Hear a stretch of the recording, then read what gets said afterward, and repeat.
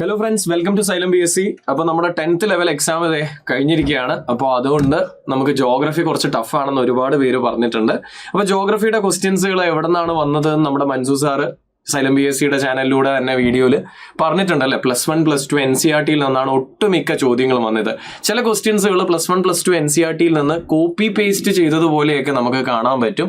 അപ്പോൾ അതിൻ്റെ ഒരു അനാലിസിസുമായിട്ടാണ് ഞാൻ നിങ്ങൾക്ക് മുന്നിൽ വന്നിരിക്കുന്നത്. ജോഗ്രഫിയെ കുറിച്ച് പറയുകയാണെങ്കിൽ അല്പം ടഫായിരുന്നു. +1 +2 NCERTയിലെ പല സ്റ്റേറ്റ്മെന്റ്സുകൾ അതുപോലെ വന്നതുകൊണ്ട് സ്വാഭാവികമായിട്ടും 10th ലെവലിലുള്ള ഒരാൾക്ക് തീർച്ചയായും പഠിക്കേണ്ടതുണ്ടായിരുന്നു. അപ്പം നമ്മൾ എപ്പോഴും ഒരു സ്റ്റെപ്പ് ലെവൽ കയറ്റി പഠിച്ചാൽ മാത്രമേ നമുക്കൊരു എക്സാമിന് ക്വസ്റ്റ്യൻസുകൾ എളുപ്പത്തിൽ ആൻസർ ചെയ്യാൻ പറ്റുള്ളൂ. അപ്പോൾ അതിന്റെ ക്വസ്റ്റ്യൻ അനാലിസിസുമായിട്ടാണ് ഞാനിവിടെ വന്നിരിക്കുന്നത്. ഓക്കെ, അപ്പോൾ അതിൽ പറയാനുള്ളത് 2 ക്വസ്റ്റ്യൻ കുറച്ച് പാടായിരിക്കും. അതേസമയം ബാക്കിയുള്ള ക്വസ്റ്റ്യൻസുകൾ നമ്മളിപ്പോൾ തീർച്ചയായും സൈലത്തിൽ നമ്മൾ ജോഗ്രഫി പഠിപ്പിച്ച ആ ഒരു ക്വസ്റ്റ്യൻസുകളിൽ നിന്ന് നമുക്ക് എലിമിനേഷനിലൂടെ തീർച്ചയായും ചെയ്യാൻ പറ്റുന്ന ക്വസ്റ്റ്യൻസുകൾ തന്നെയാണ്. അപ്പോൾ ആദ്യം തന്നെ മൊളാസിസ് തടം എന്ന് പറയുന്നത് മിസോറാമിലാണ്. ഇത് ഓൾറെഡി പ്രീവിയസ് ഇയർ ക്വസ്റ്റ്യൻ ആണ്. 10th ലെവൽ എക്സാമിന് മുമ്പ് പലതവണ ചോദിച്ച ഒരു ചോദ്യമാണ്. അപ്പോൾ മൊളാസിസ് തടം കിടക്കുന്നു നമ്മുടെ +1 NCERTയിൽ. ഇന്ത്യ സ്ഥാനം കഴിഞ്ഞ് ഇന്ത്യ ഭൂപ്രകൃതിയിൽ നിന്ന് ഡയറക്റ്റ് ആയിട്ടുള്ള ഒരു ചോദ്യമാണ്. നിങ്ങൾക്ക് ഇവിടെ കാണാൻ പറ്റും, സ്റ്റേറ്റ്മെന്റ് അതുപോലെ തന്നെ വന്നിരിക്കുകയാണ്. മൊളാസിസ് തടം എന്നറിയപ്പെടുന്നത് ഇവിടെ ആണ്. ഏത് സംസ്ഥാനത്തിലാണെന്ന് ചോദിച്ചു കഴിഞ്ഞാൽ മിസോറാമിലാണ്. മൃദുവായതും ദൃഢീകരിക്കാത്തതുമായ നിക്ഷേപങ്ങളാൽ രൂപപ്പെട്ടതാണെന്ന് നമുക്ക് NCERTയിൽ കാണാൻ പറ്റും. ഓക്കെ, അപ്പോൾ ഡയറക്റ്റ് ഒരു ചോദ്യമാണ്, പേരൊന്നും പറയാനില്ല. ഇപ്പോൾ ഇതുമായി കണക്റ്റഡ് ആയിട്ട് പറയുകയാണെങ്കിൽ നിങ്ങൾക്ക് ചിലപ്പോൾ നിഷ്ഫല ഭൂമി എവിടെയാണെന്ന് ചോദിക്കാം. ബാഡ്ലാൻഡ്സ് എവിടെയാണെന്ന് ചോദിക്കാം. ബാഡ്ലാൻഡ്സ് നമുക്ക് ഇന്ത്യയിൽ കാണുന്നത് എവിടെ കാണുന്നേ? മാൽവ പീഠഭൂമിയിലാണ്. ഓക്കെ, കൃഷിയൊന്നും ചെയ്യാൻ പറ്റാത്ത നിഷ്ഫല ഭൂമി. അതേസമയം നിങ്ങൾക്ക് ചിലപ്പോൾ എക്സാമിന് വരുന്ന മറ്റൊരു ചോദ്യമാണ് പാറ്റ്ലാൻഡ്സ്. ഇതിന് നമ്മൾ മലയാളത്തിലും പാറ്റ്ലാൻഡ് എന്ന് തന്നെയാണ് എഴുതുക. പാറ്റ്ലാൻഡ്സ് നമുക്ക് കാണുന്നത് ഛോട്ടാ നാഗ്പൂരിലാണ്. അപ്പോൾ ഇതുപോലുള്ള ഒരു കൈൻഡ് ഓഫ് ക്വസ്റ്റ്യൻ എനിക്ക് തോന്നിയപ്പോൾ ഈ 2 ചോദ്യങ്ങളാണ് ഇനിയുള്ള എക്സാംസിന് വരാൻ സാധ്യതയുള്ളതെന്നും തോന്നിയിട്ടുണ്ട്. അപ്പോൾ നിങ്ങൾ ഇതൊന്ന് നോക്കിയിട്ട് പോകുന്നത് നല്ലതായിരിക്കും. ഇനി നമ്മൾ അടുത്ത ചോദ്യം ഇന്ത്യയിലെ വാതോർജ നിലയം ഏത് എന്നാണ്. ഡയറക്റ്റ് ആയിട്ട് NCERT എന്നുള്ള അടുത്ത ഒരു ചോദ്യം തന്നെയാണിത്. വാതോർജം നമ്മുടെ +2 NCERTയിൽ നമ്മുടെ ഊർജ്ജ സ്രോതസ്സുകളുടെ ചാപ്റ്ററിൽ നിങ്ങൾക്ക് ഇത് വാതോർജം എന്നിവിടെ കാണാൻ പറ്റും. ഇതിന്റെ ഏറ്റവും താഴെയായിട്ട് ഒരു ചെറിയൊരു സ്റ്റേറ്റ്മെന്റ് കാണാം. ഗുജറാത്തിലെ കച്ച് മേഖലയിൽ ലംബയിൽ സ്ഥിതി ചെയ്യുന്ന വാതോർജ നിലയം ഏഷ്യയിലെ തന്നെ ഏറ്റവും വലുതാണ്. ഇത് കുറച്ചു കാലം മുമ്പേ ഉള്ളതാണ്. ഇപ്പൊ അതിനേക്കാളും വലുതൊക്കെ വന്നിട്ടുണ്ട്. പക്ഷേ പറഞ്ഞു വരുന്നത് ഇപ്പൊ ഇന്ത്യയിലെ ഏറ്റവും വലുത് ജയ്സൽമേർ ആണ്. അപ്പോൾ പറഞ്ഞു വരുന്നത് +2 NCERTയിൽ നിന്നുള്ള ഡയറക്റ്റ് ആയിട്ടുള്ള ഒരു ചോദ്യമാണ്. അപ്പോൾ നമുക്കിങ്ങനെ ഒറിജിനലായിട്ട് ഒരു ആൻസർ ചിലപ്പോൾ ഉണ്ടാവും. ഇപ്പൊ ഇന്ത്യയിലെ ഏറ്റവും വലിയ വിൻഡ് ഫാം എന്ന് പറയുന്നത് ജയ്സൽമേറുള്ള വിൻഡ് ഫാം ആണ്. പക്ഷെ നമ്മൾ NCERTയിൽ എന്തെങ്കിലും കാണുവാണെങ്കിൽ ആ ഒരു ആൻസർ നിങ്ങൾക്ക് ചെയ്യാവുന്നതാണ്. എനിവേ നിങ്ങൾക്ക് ഈ ഒരു ക്വസ്റ്റ്യനിൽ എന്തായാലും ജയ്സൽമേറിനെ കുറിച്ച് പറഞ്ഞിട്ടില്ല. ഡയറക്റ്റ് ആയിട്ട് ആക്ച്വലി ലംബ നിങ്ങൾക്ക് കുത്താവുന്നതാണ്. ഇനി തീർച്ചയായും നമ്മൾ സൈലം BSc ക്ലാസ്സുകളിൽ നമ്മൾ ജോഗ്രഫിയിൽ ഊർജ്ജ സ്രോതസ്സുകളെ കുറിച്ച് പഠിച്ചിട്ടുണ്ട്. അപ്പോൾ ശരിക്കും നമുക്ക് എലിമിനേഷനിലൂടെ ഈ ക്വസ്റ്റ്യൻ ചെയ്യാൻ പറ്റുന്നതേ ഉള്ളൂ. ഓക്കെ, അപ്പോൾ ലംബ +1 ഡയറക്റ്റ് ആയിട്ട് +2 നിന്നുള്ള ഡയറക്റ്റ് ആയിട്ടുള്ള അത് വായിച്ചിട്ടില്ലാത്തവർക്ക് തീർച്ചയായും നമ്മുടെ ക്ലാസ്സുകളിൽ ഇതെല്ലാം പറഞ്ഞതാണ്. ഇത് മണികരൺ ഭൗമതാപോർജമാണ് എന്നുള്ളത് നമുക്ക് ഓൾറെഡി അറിയുന്ന കാര്യമാണ്. നമ്മൾ കുളു താഴ്വര പറയുമ്പോഴും ഊർജ്ജ സ്രോതസ്സുകൾ പറയുമ്പോഴും ഭൗമതാപോർജ നിലയങ്ങളെ കുറിച്ച് ഞാൻ വളരെ വ്യക്തമായിട്ട് ഇന്ത്യയിലെ ഓരോന്നും എണ്ണി പറഞ്ഞിട്ടുണ്ട്. പുക താഴ്വര, മണികരൺ, അതുപോലെ കീർഗംഗ, അതുപോലെ കമ്പത്ത്, അതുപോലെ ഇങ്ങനെയുള്ള സ്ഥലങ്ങൾ, തത്തപ്പാനി, ഇതൊക്കെയാണ് നമ്മുടെ ഊർജ്ജ സ്രോതസ്സുകൾ എന്ന് നമ്മൾ ഓൾറെഡി പറഞ്ഞതാ, ഭൗമതാപോർജ നിലയങ്ങൾ.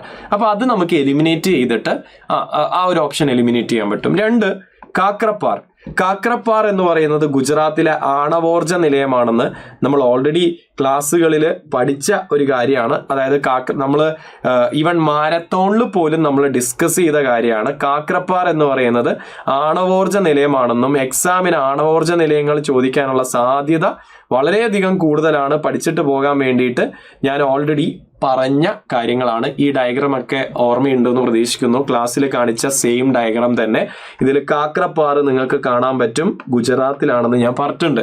ഇതൊരു ന്യൂക്ലിയർ പവർ പ്ലാന്റ്, ആണവ നിലയമാണ്. അപ്പൊ നിങ്ങൾക്ക് കാക്രപ്പാറും തീർച്ചയായും എലിമിനേറ്റ് ചെയ്യാം. പിന്നെയുള്ളത് വേസ്റ്റിൽ നിന്ന് എനർജി ഉണ്ടാക്കുന്ന പ്ലാന്റ് ആണ് ഓഖ്ല. ഓക്കെ, ഓഖ്ല ഇതും റീസെന്റ് ആയിട്ടാണ് വന്നത്. ഹരിയാനയിലാണ് ഇത് സ്ഥിതി ചെയ്യുന്നത്, ഡൽഹിയുടെ അടുത്താണ് ഇത് സ്ഥിതി ചെയ്യുന്നത്. ഓഖ്ല വേസ്റ്റ് എനർജി പ്ലാന്റ് ആണ്. കറണ്ട് അഫെയറിലൊക്കെ വന്ന കാര്യമാണ്. അങ്ങനെ ഇതും എലിമിനേറ്റ് ചെയ്യാം. So you will get the answer. ലംബയാണ് ആൻസർ. ക്വസ്റ്റ്യൻ വന്നത് ഡയറക്റ്റ് NCERT-യിൽ നിന്നാണെങ്കിലും നമുക്ക് നമ്മുടെ ഈ ഒരു നമുക്കറിയാവുന്ന കാര്യങ്ങൾ ഉപയോഗിച്ച് എലിമിനേഷനിലൂടെ എഴുതാൻ പറ്റുന്നതേ ഉള്ളൂ.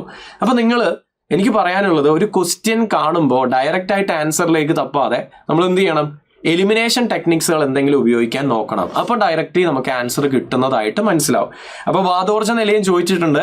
അപ്പോൾ അടുത്ത എക്സാമിന് ആണവോർജ്ജ നിലയും ഭൗമതാപോർജ്ജ നിലയും നന്നായിട്ട് നോക്കുക. ഇതിന്റെ കൂടെ ഒന്നുകൂടി ഞാൻ ആഡ് ചെയ്യുന്നുണ്ട്, നിങ്ങളുടെ NCERT-യിലുള്ള കീർഗംഗയും സ്ഥിതി ചെയ്യുന്നത് ഹിമാചൽ പ്രദേശിലാണ്, നമ്മുടെ മണികരന്റെ അടുത്ത് തന്നെയാണ്. ഓക്കെ, സോ ഇനി ഹിമാലയത്തിലെ ലവണജല തടാകം. NCERT-യിൽ ഓൾറെഡി ലവണജല തടാകങ്ങളെ കുറിച്ച് പറഞ്ഞിട്ടുണ്ട്. പക്ഷെ നമ്മൾ ഇതൊക്കെ എക്സാമിന് ഓൾറെഡി പഠിച്ചതാണ്. വുളാർ തടാകമാണ് ഇന്ത്യയിലെ ഏറ്റവും വലിയ ഫ്രഷ് വാട്ടർ ലേക്ക്. ഞാൻ ആദ്യം എലിമിനേഷനിലൂടെ ആൻസർ കണ്ടെത്തണം. എലിമിനേഷനിലൂടെയാണ് ആൻസർ കണ്ടെത്തേണ്ടത്, അല്ലാതെ ഇത് ഡയറക്റ്റ് ആയിട്ട് ആൻസർ കിട്ടും എന്നുള്ള രീതിയിൽ പോവരുത്. അപ്പൊ നമ്മൾ ഇതൊക്കെ പഠിപ്പിച്ചതാണ്. വുളാർ എന്ന് പറയുന്നത് ഇന്ത്യയിലെ ഏറ്റവും വലിയ ശുദ്ധജല തടാകമാണ്. ജലം നദിയുടെ മായി ബന്ധപ്പെട്ടിട്ടൊക്കെ നമ്മൾ പഠിപ്പിച്ചതാണ്. അപ്പൊ വുളാർ നമുക്ക് എലിമിനേറ്റ് ചെയ്യാവുന്നതാണ്. ഇനി രണ്ടാമത്തത് ദാൽ തടാകവും കാശ്മീരിലെ ശ്രീനഗറിലുള്ള തടാകമാണ്. രണ്ടും ജലനദിയുടെ അടുത്ത് തന്നെയുള്ള തടാകങ്ങളാണ്. അപ്പൊ സ്വാഭാവികമായിട്ട് രണ്ടും ശുദ്ധജല തടാകമായിരിക്കും. ഇത് രണ്ടും നമുക്ക് ഈസി ആയിട്ട് എലിമിനേറ്റ് ചെയ്യാം. 3 ലോണാർ തടാകം സ്ഥിതി ചെയ്യുന്നത് മഹാരാഷ്ട്രയിലാണ്. മഹാരാഷ്ട്രയും ഹിമാലയവും തമ്മിൽ ഒരു ബന്ധവുമില്ല. ഇതും നമുക്ക് എളുപ്പത്തിൽ എലിമിനേറ്റ് ചെയ്യാൻ പറ്റുന്നതേ ഉള്ളൂ.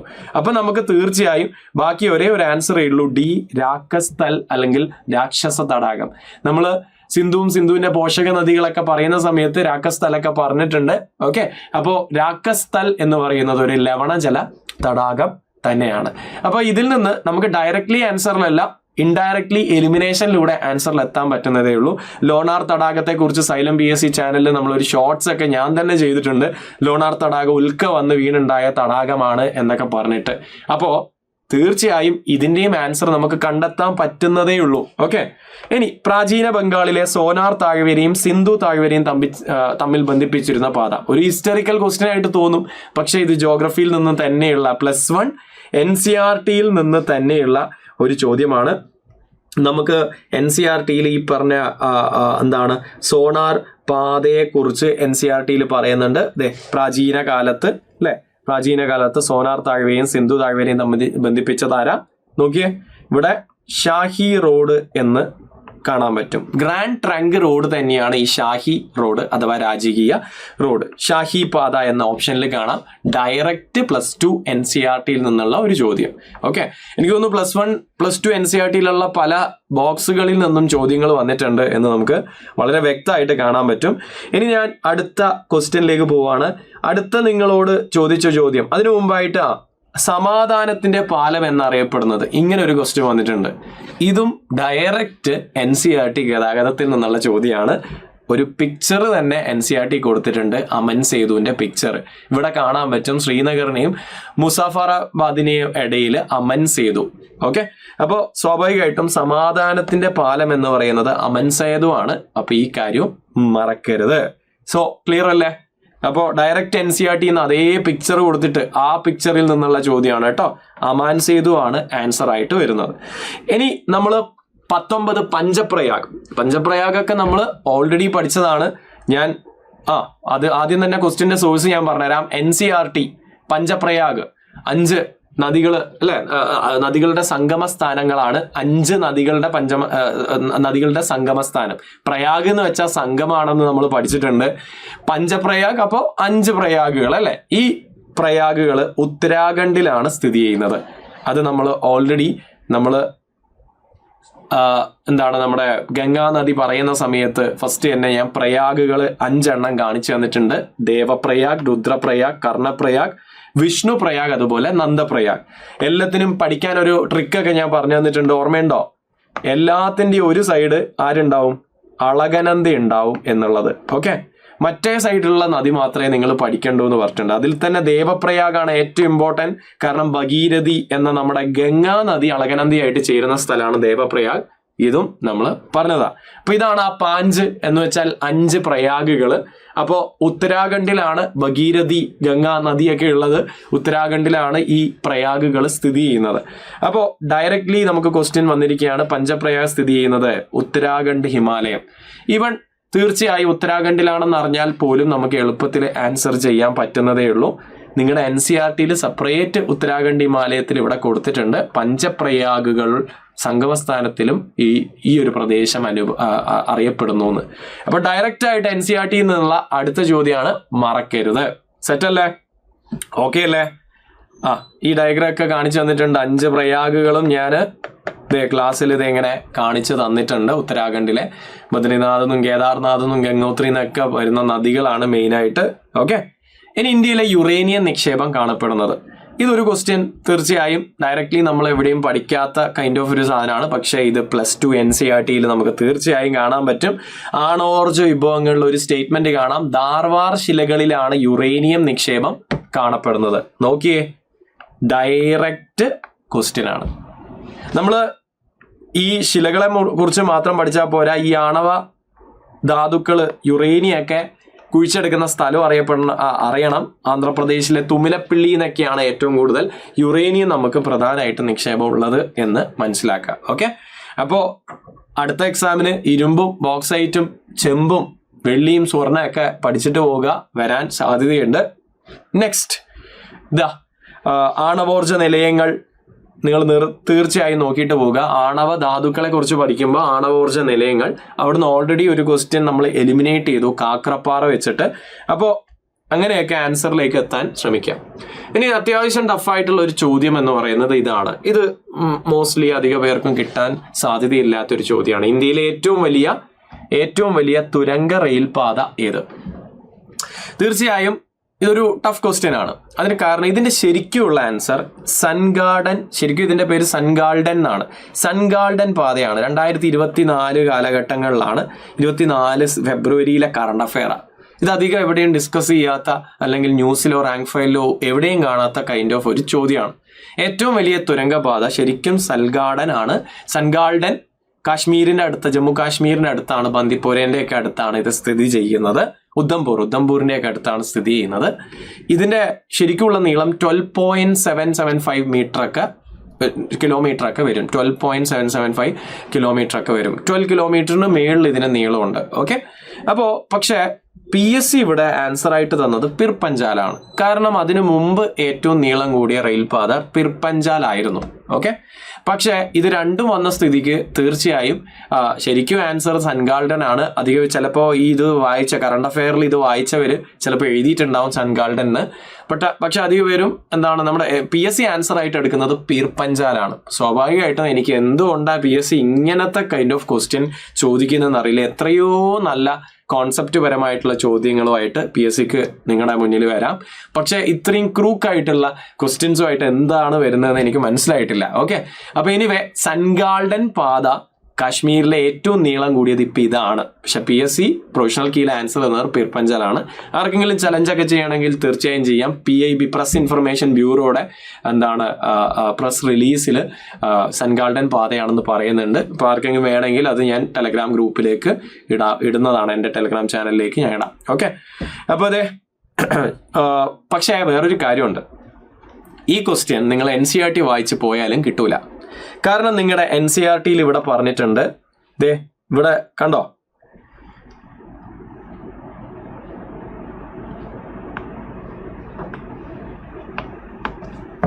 ഈ പാത എന്ന് വെച്ചാൽ കൊങ്കൺ പാതയാണ് NCERTയിൽ ആൻസർ ആയിട്ട് കൊടുത്തിരിക്കുന്നത്. ഈ പാത കടന്നു പോകുന്നത് 6.5 കിലോമീറ്റർ ദൈർഘ്യമുള്ള ഏഷ്യയിലെ ഏറ്റവും വലിയ തുരങ്കം ഈ പാതയിലാണ് എന്നാണ്. അപ്പോൾ മനസ്സിലായല്ലോ, NCERTയിൽ തെറ്റാണ് എഴുതിയിരിക്കുന്നത്. NCERTയിൽ പല സ്ഥലത്തും തെറ്റുകൾ കാണാൻ പറ്റും. അതിലൊരു തെറ്റാണ് തീർച്ചയായും ഇത്. കൊങ്കൺ പാത കഴിഞ്ഞ ഒരുപാട് പാതകൾ വന്നു, പിർപഞ്ചാൽ വന്നു, അതിനിടയിൽ കുറേ പാതകൾ, അതിൻ്റെ ഇടയിൽ T49, 48 ഇങ്ങനെയൊക്കെ പറഞ്ഞിട്ട് കുറേ പാതകൾ വന്നിട്ടുണ്ട്.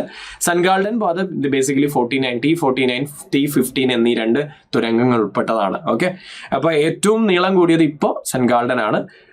നമ്മുടെ കൊങ്കൺ റെയിൽവേ പാതയിലെ ഏറ്റവും നീളം കൂടിയ ഒരു തുരങ്കമുണ്ട്, അതാണ് കർബുഡേ തുരങ്കം. ഏതാണ്?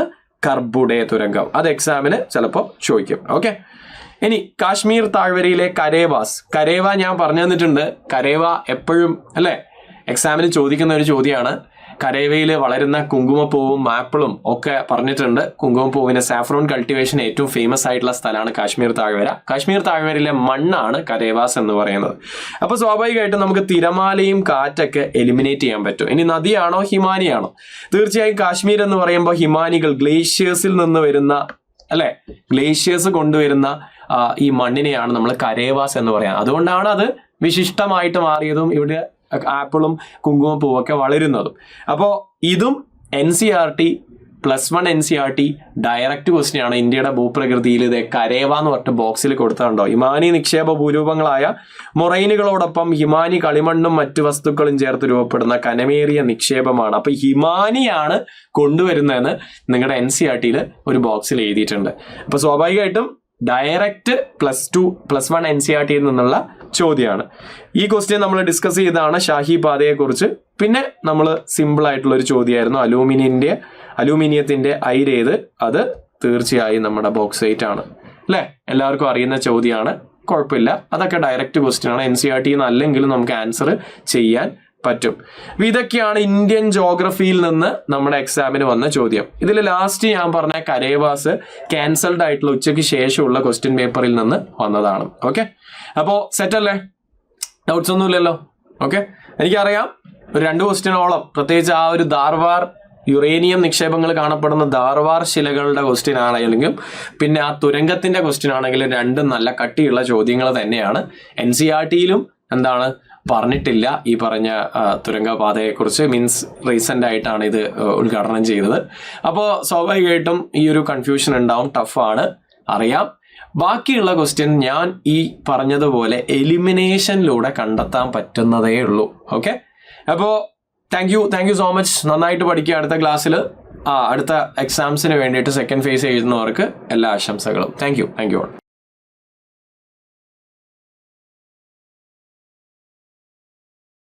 ഹായ്, ഹലോ, നമസ്കാരം. എല്ലാവർക്കും സൈലം BSലേക്ക് ഹൃദ്യമായ സ്വാഗതം. നമ്മൾ ഇന്നിവിടെ ഡിസ്കസ് ചെയ്യാൻ പോകുന്നത് കഴിഞ്ഞ 10th പ്രിലിംസിന് ചോദിച്ച കെമിസ്ട്രിയുമായി ബന്ധപ്പെട്ട ക്വസ്റ്റ്യനും അതിൻ്റെ എക്സ്പ്ലനേഷനുമാണ്.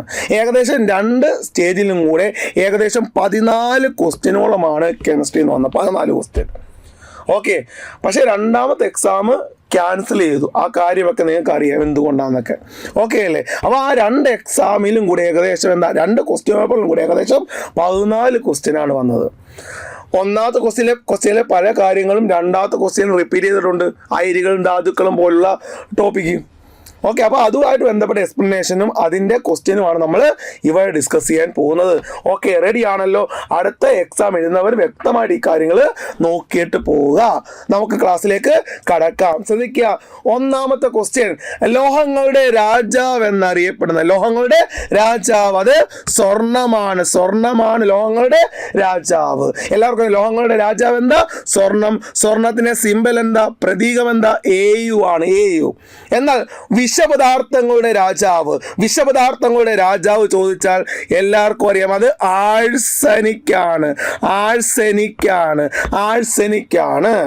King of metals. ലോഹങ്ങളുടെ രാജാവ് അത് സ്വർണമാണെങ്കിൽ കിങ് ഓഫ് പോയിസണസ്, വിഷപദാർത്ഥങ്ങളുടെ രാജാവ് അത് ആഴ്സനിക്കാണ്. ആഴ്സനിക്കിന്റെ സിമ്പല് AS ആണ്. എന്നാൽ കിങ് ഓഫ് കെമിക്കൽസ്, രാസവസ്തുക്കളുടെ രാജാവ്, അത് സൾഫ്യൂരിക് ആസിഡാണ്. പഠിച്ചോ? രാസവസ്തുക്കളുടെ രാജാവ് അത് സൾഫ്യൂരിക് ആസിഡാണ്. ക്ലിയർ ആണല്ലോ? ഓക്കെ, അപ്പോൾ ഈ രാജാക്കളൊന്നും പഠിച്ചു വെക്കാം. ഓക്കെ, ലോഹങ്ങളുടെ രാജാവ് സ്വർണം. ഓക്കെ, വിഷപദാർത്ഥങ്ങളുടെ രാജാവ് ആഴ്സനിക്. അങ്ങനെയാണെങ്കിൽ രാസവസ്തുക്കളുടെ രാജാവ് നമ്മുടെ സൾഫ്യൂരിക് ആസിഡ്. ഇനി ഇങ്ങോട്ട് ശ്രദ്ധിക്കാം. നമുക്കറിയാം വെളുത്ത സ്വർണം എന്നറിയപ്പെടുന്നത്, വൈറ്റ് ഗോൾഡ് എന്നറിയപ്പെടുന്നത് പ്ലാറ്റിനമാണ് വെളുത്ത സ്വർണം, വൈറ്റ് ഗോൾഡ്. എന്നാൽ ക്യുക്ക് സിൽവർ അത് മെർക്കുറിയാണ്. മെർക്കുറിയുടെ സിമ്പല് HG ആണ്. പ്ലാറ്റിനം PT ആണ് പ്രതീകം. ഒന്നോർത്ത് വെച്ചോ. അപ്പൊ ഞാൻ ഒന്നും കൂടെ ചോദിക്കാം, ലോഹങ്ങളുടെ രാജാവ്, നമ്മുടെ ആൻസർ സ്വർണമാണ്. പഠിച്ചു വെക്കാം. വിഷപദാർത്ഥങ്ങളുടെ രാജാവ് ആഴ്സനിക് ആണെങ്കിൽ രാസവസ്തുക്കളുടെ രാജാവ് എന്താണ്? സൾഫ്യൂരിക് ആസിഡ് ആണ്. അല്ലെ? ക്യുക്ക് സിൽവർ മെർക്കുറി ആണെങ്കിൽ വൈറ്റ് ഗോൾഡ് പ്ലാറ്റിനം ആണ്. സെറ്റ് ആണെന്ന് വിശ്വസിക്കുന്നു. ഒന്നോർത്ത് വെക്കാം. എങ്കിൽ അടുത്ത ക്വസ്റ്റ്യനിലേക്ക് നമുക്ക് കടക്കാം. രണ്ടാമത്തെ ക്വസ്റ്റ്യൻ, ആൽക്കലി എർത്ത് ലോഹങ്ങളിൽ അറ്റോമിക മാസ് ഏറ്റവും കൂടുതലുള്ള മൂലകം ഏത്? എന്താ? ആൽക്കലി എർത്ത് ലോഹങ്ങളിൽ അറ്റോമിക മാസ് ഏറ്റവും കൂടിയ മൂലകം ഏത്? നമുക്കറിയാം, രണ്ടാം ഗ്രൂപ്പ് എലമെന്റുകളെയാണ് നമുക്ക് ആൽക്കലി എർത്ത് ലോഹം എന്ന് പറയുന്നത്. രണ്ടാം ഗ്രൂപ്പ് മൂലകം ഏതൊക്കെയാണ് മക്കളെ? പഠിച്ചോണം. അതിനൊരു കോഡ് ഞാൻ പറഞ്ഞുതരാം. ഭീമയുടെ കാലിക്കറ്റ് ഷോറൂം ഭയങ്കര റഷാണ്. എന്താ? ഭീമയുടെ കാലിക്കറ്റ് ഷോറൂം ഭയങ്കര റഷാണ്. എന്താ ഒന്ന് പറഞ്ഞേ? ഭീമ കൊണ്ട് ബി ബെർലിയമാണ്. B beryllium. Magnesium. Calicut calcium. Strontium showroom strontium. ഭയങ്കര ബേരിയം. റഷാണ് റേഡിയം. എന്താ? ഭീമയുടെ കാലിക്കറ്റ് ഷോറൂം ഭയങ്കര റഷാണ്. ഭീമയുടെ കാലിക്കറ്റ് ഷോറൂം ഭയങ്കര റഷാണ്. നമുക്കറിയാം, ഈ ഗ്രൂപ്പിൽ മുകളിൽ താഴോട്ട് വരുമ്പോൾ അറ്റോമിക മാസ് കൂടുന്നു. ഓക്കെ ആണല്ലോ. എന്ന് വെച്ചാൽ ബെർലിയത്തേക്കാൾ അറ്റോമിക മാസ് കൂടുതലാണ് മഗ്നീഷ്യത്തേക്കാൾ കൂടുതലാണ് എന്ത്? കാൽസ്യം. അപ്പൊ അറ്റോമിക മാസ് ഏറ്റവും കൂടുതൽ എന്തിനാ? ഈ ഗ്രൂപ്പിൽ, ഈ രണ്ടാമത്തെ ഗ്രൂപ്പിൽ ആൽക്കലി എർത്ത് മെറ്റൽസിൽ അറ്റോമിക മാസ് കൂടുതൽ റേഡിയത്തിനാണ്. ഓക്കെ, റേഡിയത്തിനാണ്. അപ്പൊ എന്താണ് റേഡിയത്തിന്റെ പ്രത്യേകത? ഞാനൊന്ന് പറഞ്ഞുതരാം, നിങ്ങൾ ശ്രദ്ധിച്ചിരുന്നോണം. റേഡിയം എന്ന് പറയുന്നത് രണ്ടാം ഗ്രൂപ്പ് മൂലകമാണ്. സെക്കൻഡ് ഗ്രൂപ്പ് മൂലകമാണ് എന്ത്? റേഡിയം ആൽക്കലി എർത്ത് മെറ്റൽസ് ആണ്. സെക്കൻഡ് ഗ്രൂപ്പ് മൂലകമാണ് റേഡിയം. റേഡിയം ഒരു റേഡിയോ ആക്റ്റീവ് മൂലകമാണ്. റേഡിയോ ആക്റ്റീവ് എന്താ? ഈ റേഡിയത്തിൽ നിന്നും ഒന്നെങ്കിൽ ആൽഫ, അല്ലെങ്കിൽ എന്താ ബീറ്റ, അല്ലെങ്കിൽ ഗാമ പുറന്തള്ളും. മനസ്സിലായോ? ആൽഫ, ബീറ്റ, ഗാമ റേസ് പുറന്തള്ളും. ഇതാണ് റേഡിയോ ആക്റ്റീവ് എന്ന് പറയുന്നത്. അപ്പം റേഡിയം ഒരു റേഡിയോ ആക്റ്റീവ് മൂലകമാണ്. റേഡിയോ ആക്ടിവിറ്റി മൂലകങ്ങളെല്ലാം അൺസ്റ്റേബിൾ ആണ്, അസ്ഥിരമാണ്. മനസ്സിലായോ? അപ്പൊ റേഡിയം സെക്കൻഡ് ഗ്രൂപ്പ് മൂലകമാണ്, റേഡിയോ ആക്റ്റീവ് മൂലകമാണ്, അൺസ്റ്റേബിൾ ആണ്, അസ്ഥിരമാണ്. ഒരിക്കലും റേഡിയം നമ്മുടെ പ്രകൃതിയിൽ സ്വതന്ത്രാവസ്ഥയിൽ കാണത്തില്ല. പ്രകൃതിയിൽ ഒരിക്കലും റേഡിയം സ്വതന്ത്രാവസ്ഥയിൽ കാണത്തില്ല. റേഡിയം എപ്പോഴും നമ്മുടെ പ്രകൃതിയിൽ കാണപ്പെടുന്നത് യുറേനിയത്തിന്റെ ധാതുവിലാണ്. യുറേനിയത്തിന്റെ ധാതുവാണ് പിച്ച് ബ്ലെൻഡ്. യുറേനിയത്തിന്റെ ധാതുവിലാണ് എന്ത് കാണപ്പെടുന്നത്? റേഡിയം കാണപ്പെടുന്നത്. സെറ്റാണല്ലോ, പഠിച്ചു പോണേ. റേഡിയം ഒരു സെക്കൻഡ് ഗ്രൂപ്പ് മൂലകമാണ്, ആൽക്കലി എർത്ത് മൂലകമാണ്. മനസ്സിലായോ? റേഡിയോ ആക്റ്റീവ് ആണ്. മനസ്സിലായോ? അതുകൊണ്ട് തന്നെ അൺസ്റ്റേബിൾ ആണ്, അസ്ഥിരമാണ്. പ്രകൃതിയിൽ എന്താണ്? സ്വതന്ത്രാവസ്ഥയിൽ കാണത്തില്ല. ഏതിൻ്റെ ധാതുവിലാണ്? ചോദിക്കാം. റേഡിയം കാണപ്പെടുന്നത് ഏതിൻ്റെ ധാതുവിലാണ്? യുറേനിയത്തിൻ്റെ ധാതുവിലാണ്. ഓക്കെ, റേഡിയം കണ്ടെത്തിയത് മേരി ക്യൂരിയും ഹസ്ബൻഡായ അവരുടെ ഭർത്താവായ എന്താണ് പിയറി ക്യൂരിയും ചേർന്ന മേരി ക്യൂരിയും പിയറി ക്യൂരിയും ചേർന്നാണ് എന്ത് കണ്ടെത്തിയത്? റേഡിയം കണ്ടെത്തിയത്. ഓക്കെ ആണോ? ഇവിടെ നിന്നാണ് മക്കളെ ക്വസ്റ്റ്യൻ വന്നത്. നോക്കി, ആൽക്കലി എർത്ത് ലോഹങ്ങളിൽ അറ്റോമിക മാസ് ഏറ്റവും കൂടിയ മൂലകമാണ് റേഡിയം. കണ്ടല്ലോ, ഇവിടെ നിന്നാണ് ക്വസ്റ്റ്യൻ വന്നത്. കണ്ടോ? 1898 മേരി ക്യൂരിയും ഭർത്താവ് പിയറി ക്യൂരിയുമാണ് ഈ റേഡിയം ആക്ടിവിറ്റി മൂലകം കണ്ടെത്തിയത്. മേരി ക്യൂരിയും പിയറി ക്യൂരിയും. റേഡിയം പ്രകൃതിയിൽ സ്വതന്ത്രമായി കാണപ്പെടുന്നില്ല. യുറേനിയത്തിന്റെ ധാതുവിലാണ് ഇത് കൂടുതലായിട്ട് കാണപ്പെടുന്നത്. സെറ്റാണല്ലോ. ഇനി ശ്രദ്ധിച്ചോ, റേഡിയത്തിന്റെ ഏറ്റവും സ്റ്റേബിൾ ആയിട്ടുള്ള ഐസോട്ടോപ്പാണ് റേഡിയം 226. റേഡിയത്തിന് ഏറ്റവും സ്റ്റേബിൾ ആയിട്ടുള്ള സ്ഥിരതയുള്ള ഐസോട്ടോപ്പ് ചോദിച്ചാൽ റേഡിയം 226 ആണ്. മകളെ, പണ്ട് കാലത്തൊക്കെ ഈ വാച്ച് ക്ലോക്കിലൊക്കെ എന്താണ് സ്വയം പ്രകാശിക്കുന്ന പെയിന്റ് ആയിട്ട് റേഡിയത്തെ ഉപയോഗിച്ചിരുന്നു. മനസ്സിലായോ? പണ്ട് കാലത്ത്, കാരണം നോക്കണേ, പണ്ട് കാലത്തൊക്കെ വാച്ചിലൊക്കെ തിളക്കം വരത്തില്ലേ, ആ തിളക്കം വരാനും തിളക്കത്തിനാന്ന് വെച്ചാൽ സ്വയം പ്രകാശിക്കുന്ന പെയിന്റ് ആയിട്ടൊക്കെ എന്താണ് റേഡിയത്തെ ഉപയോഗിച്ചിരുന്നു. കാരണം ഞാൻ പറഞ്ഞുതരാം. വാച്ച് ഇപ്പോൾ അത് ഉപയോഗിക്കാറില്ല കേട്ടോ. വാച്ച് ഓക്കെ, ഇതാണ് വാച്ചിൻ്റെ അകത്തെന്ന് വിചാരിക്കാം. സപ്പോസ് വിചാരിക്കാം ഇവിടെ റേഡിയം എന്ന എലമെന്റ് ഉണ്ടെന്ന് വിചാരിക്കാം. റേഡിയം എന്ന എലമെന്റ് ഉണ്ട്. ഇവിടെ സിങ്ക് സൾഫേറ്റ് പൂശിയ ഒരു പ്ലേറ്റ് ഉണ്ട്. സിങ്ക് സൾഫേറ്റ് പൂശിയ ഒരു പ്ലേറ്റ് ഉണ്ട്. ഈ റേഡിയത്തിൽ നിന്ന് വരുന്ന ആൽഫ കിരണം എവിടെ വന്നിരിക്കും? സിങ്ക് സൾഫേറ്റ് വന്നിരിക്കുമ്പോൾ പ്രകാശം ഉണ്ടാകും. അതുകൊണ്ടാണ് സ്വയം പ്രകാശിക്കുന്ന പെയിന്റ് ആയിട്ട് റേഡിയത്തെ വാച്ച്, ക്ലോക്കിലൊക്കെ ഉപയോഗിച്ചിരുന്നത്. മനസ്സിലായോ? ക്ലിയർ ആണല്ലോ? ഇവിടെ കിടപ്പുണ്ട്, പഠിച്ചു വെച്ചോണേ. റേഡിയത്തിന്റെ ഏറ്റവും സ്ഥിരതയുള്ള ഐസോട്ടോപ്പാണ് റേഡിയം 226. കണ്ടോ? റേഡിയം പുറപ്പെടുവിക്കുന്ന ആൽഫ കിരണം സിങ്ക് സൾഫൈഡിൽ തിളക്കം നൽകുന്നത് കൊണ്ട് വാച്ച്, ക്ലോക്ക് മുതലായവയിൽ സ്വയം പ്രകാശിത പെയിന്റ് ആയിട്ട് ഈ ലോഹത്തെ ഉപയോഗിച്ചിരുന്നു. ഓക്കെ ആണോ? ആദ്യകാലത്ത് റേഡിയം ക്യാൻസർ ചികിത്സയ്ക്ക് ഉപയോഗിച്ചിരുന്നു. ഇപ്പോൾ ഉപയോഗിക്കാറില്ല. മനസ്സിലായോ? എന്നാൽ റേഡിയം ഡയറക്റ്റ് ആയിട്ട് നമ്മുടെ ശരീരമായിട്ട് കോണ്ടാക്ട് വന്നു കഴിഞ്ഞാൽ എന്ത് സംഭവിക്കുന്നത്? ക്യാൻസറും മറ്റ് ജനിതക രോഗങ്ങളൊക്കെ ഉണ്ടാകും. മനസ്സിലായോ? അത്രയ്ക്കും ഡേഞ്ചറാണ് റേഡിയം കൊണ്ടുവച്ച് അടുത്ത് വെച്ച് കഴിഞ്ഞാൽ അതിൽ നിന്ന് വരുന്ന ആൽഫ കണങ്ങൾ നമ്മുടെ ശരീരത്തെ അടിക്കുന്നതിൻ്റെ ഫലമായിട്ട് എന്തുണ്ടാവും? നമുക്ക് ക്യാൻസർ ഉണ്ടാകും, ജനിതക രോഗങ്ങൾ ഉണ്ടാകും, മറ്റ് ആരോഗ്യ പ്രശ്നങ്ങളൊക്കെ ഉണ്ടാകും. മനസ്സിലായത്? ഇവിടെ കിടപ്പുണ്ട് മക്കളെ. ഓക്കെ, ആദ്യകാലങ്ങളിൽ റേഡിയം ഐസോട്ടോപ്പുകൾ ക്യാൻസർ സംബന്ധമായ ചികിത്സയ്ക്ക് ഉപയോഗിച്ചിരുന്നു. റേഡിയവുമായി സമ്പർക്കം ക്യാൻസർ, ജനിതക മാറ്റങ്ങൾക്കും മറ്റ് ഗുരുതര ആരോഗ്യ പ്രശ്നങ്ങളൊക്കെ ഉണ്ടാകും. മനസ്സിലായി? ഇനി ഇത് എവിടൊക്കെ ഉപയോഗിക്കുന്നു? പഠിച്ചോ മക്കളെ. ഒന്ന്, ശാസ്ത്ര ഗവേഷണത്തിനും പെട്രോളിയം പരിവേഷണത്തിനും. എന്താ ഈ പരിവേഷണം? എവിടെയൊക്കെ പെട്രോളിയം ഉണ്ട്, ഇപ്പോൾ തിരുവനന്തപുരം അല്ലെങ്കിൽ വേണ്ട കോഴിക്കോട്, എവിടെ ആയിക്കോട്ടെ, ആലപ്പുഴ, ഇവിടെങ്ങളിൽ പെട്രോളിയം ഉണ്ടോ എന്നറിയാൻ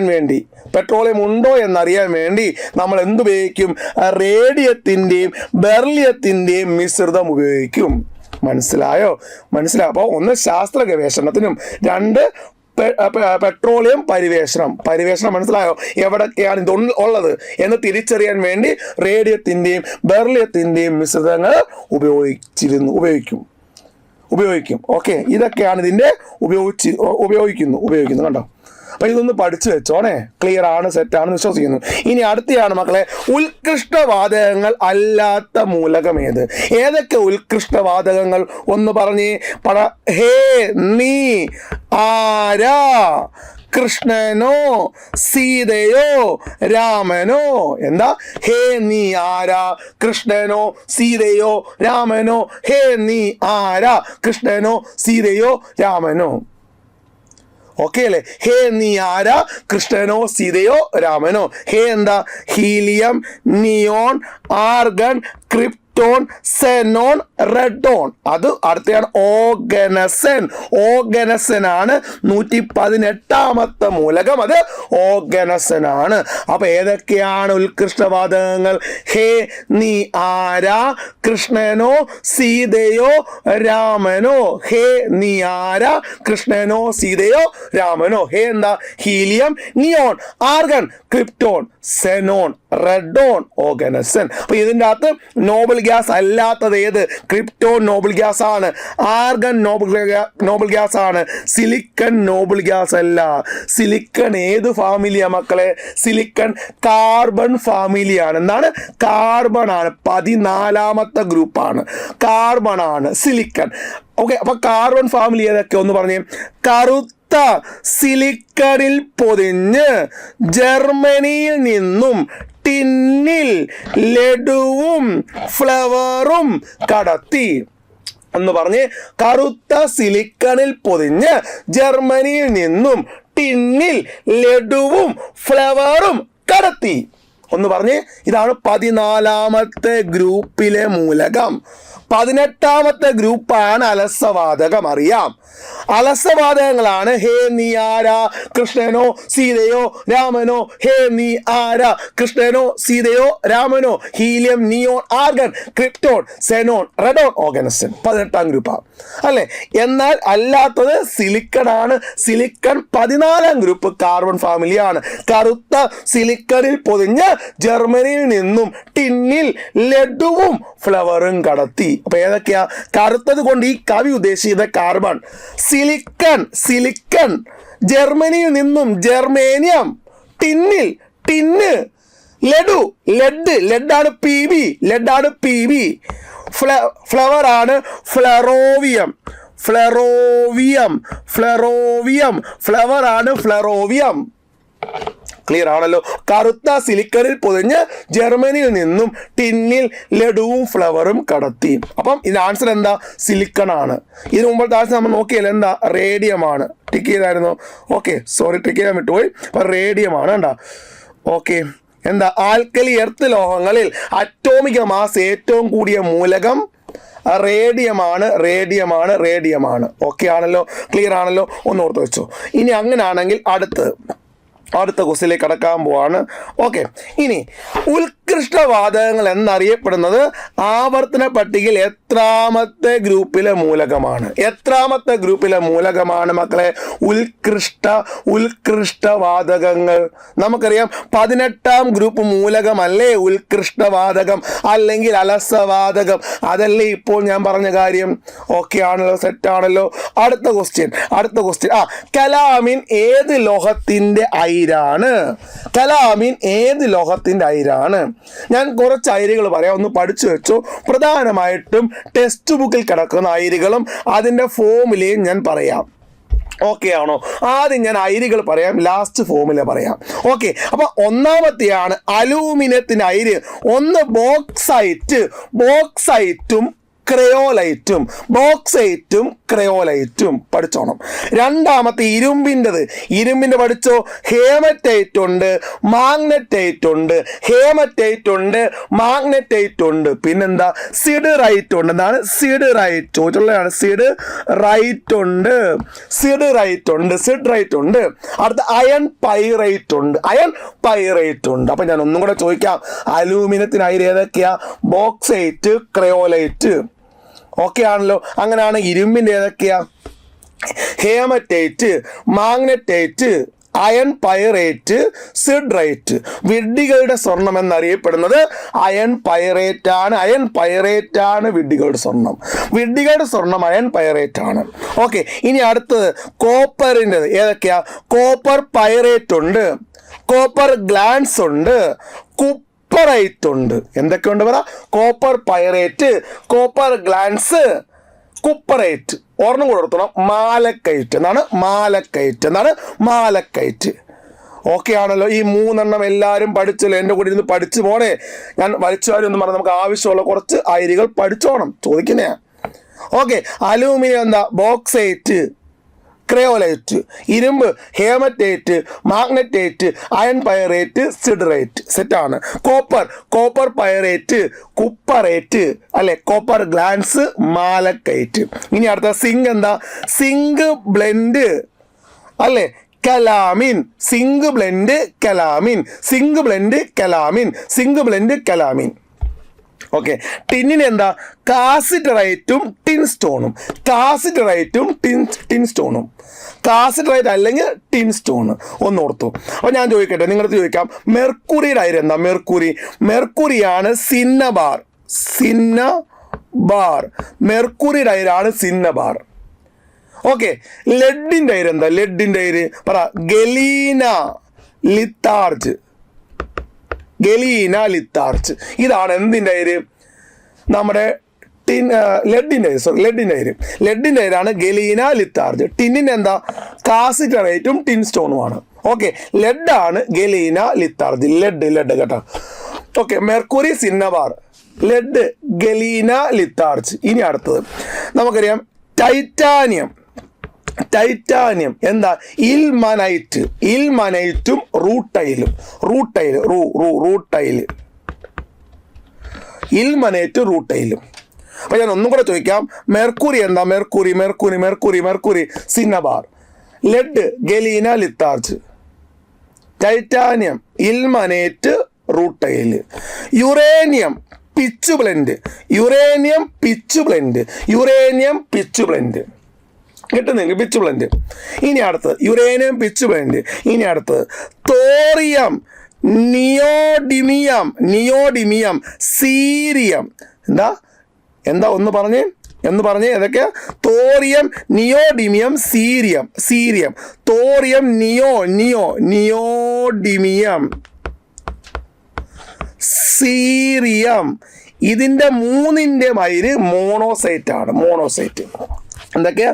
തോറിയം നിയോഡിമിയം സീരിയം മോണോസൈറ്റ് ആണ്. ഇത്രയും പഠിച്ചു വെക്കാമല്ലോ. ഓക്കെ ആണല്ലോ. അപ്പോൾ ഒന്ന് പഠിച്ചു വെച്ചോണം. സിന്നബാർ മെർക്കുറി ആണ്. ഗലീന ലിത്താർജ് ലെഡ് ആണ്. ടൈറ്റാനിയം ഇൽമനേറ്റ് റൂട്ടൈൽ ആണ്. യുറേനിയം പിച്ച് ബ്ലെൻഡ് ആണ്. ഇനി ഈ ഫോമുല ജസ്റ്റ് നമുക്കൊന്ന് പറയാം. നിങ്ങൾ ശ്രദ്ധിച്ചിരുന്നാൽ മതി, ഞാൻ പറഞ്ഞുതരാം. ശ്രദ്ധിച്ചിരുന്നാൽ മതി. ഒന്നാമത്തെയാണ് അലൂമിനിയത്തിൻ്റെ ബോക്സൈറ്റ്. ബോക്സൈറ്റിൻ്റെ ഫോമുല എന്താ?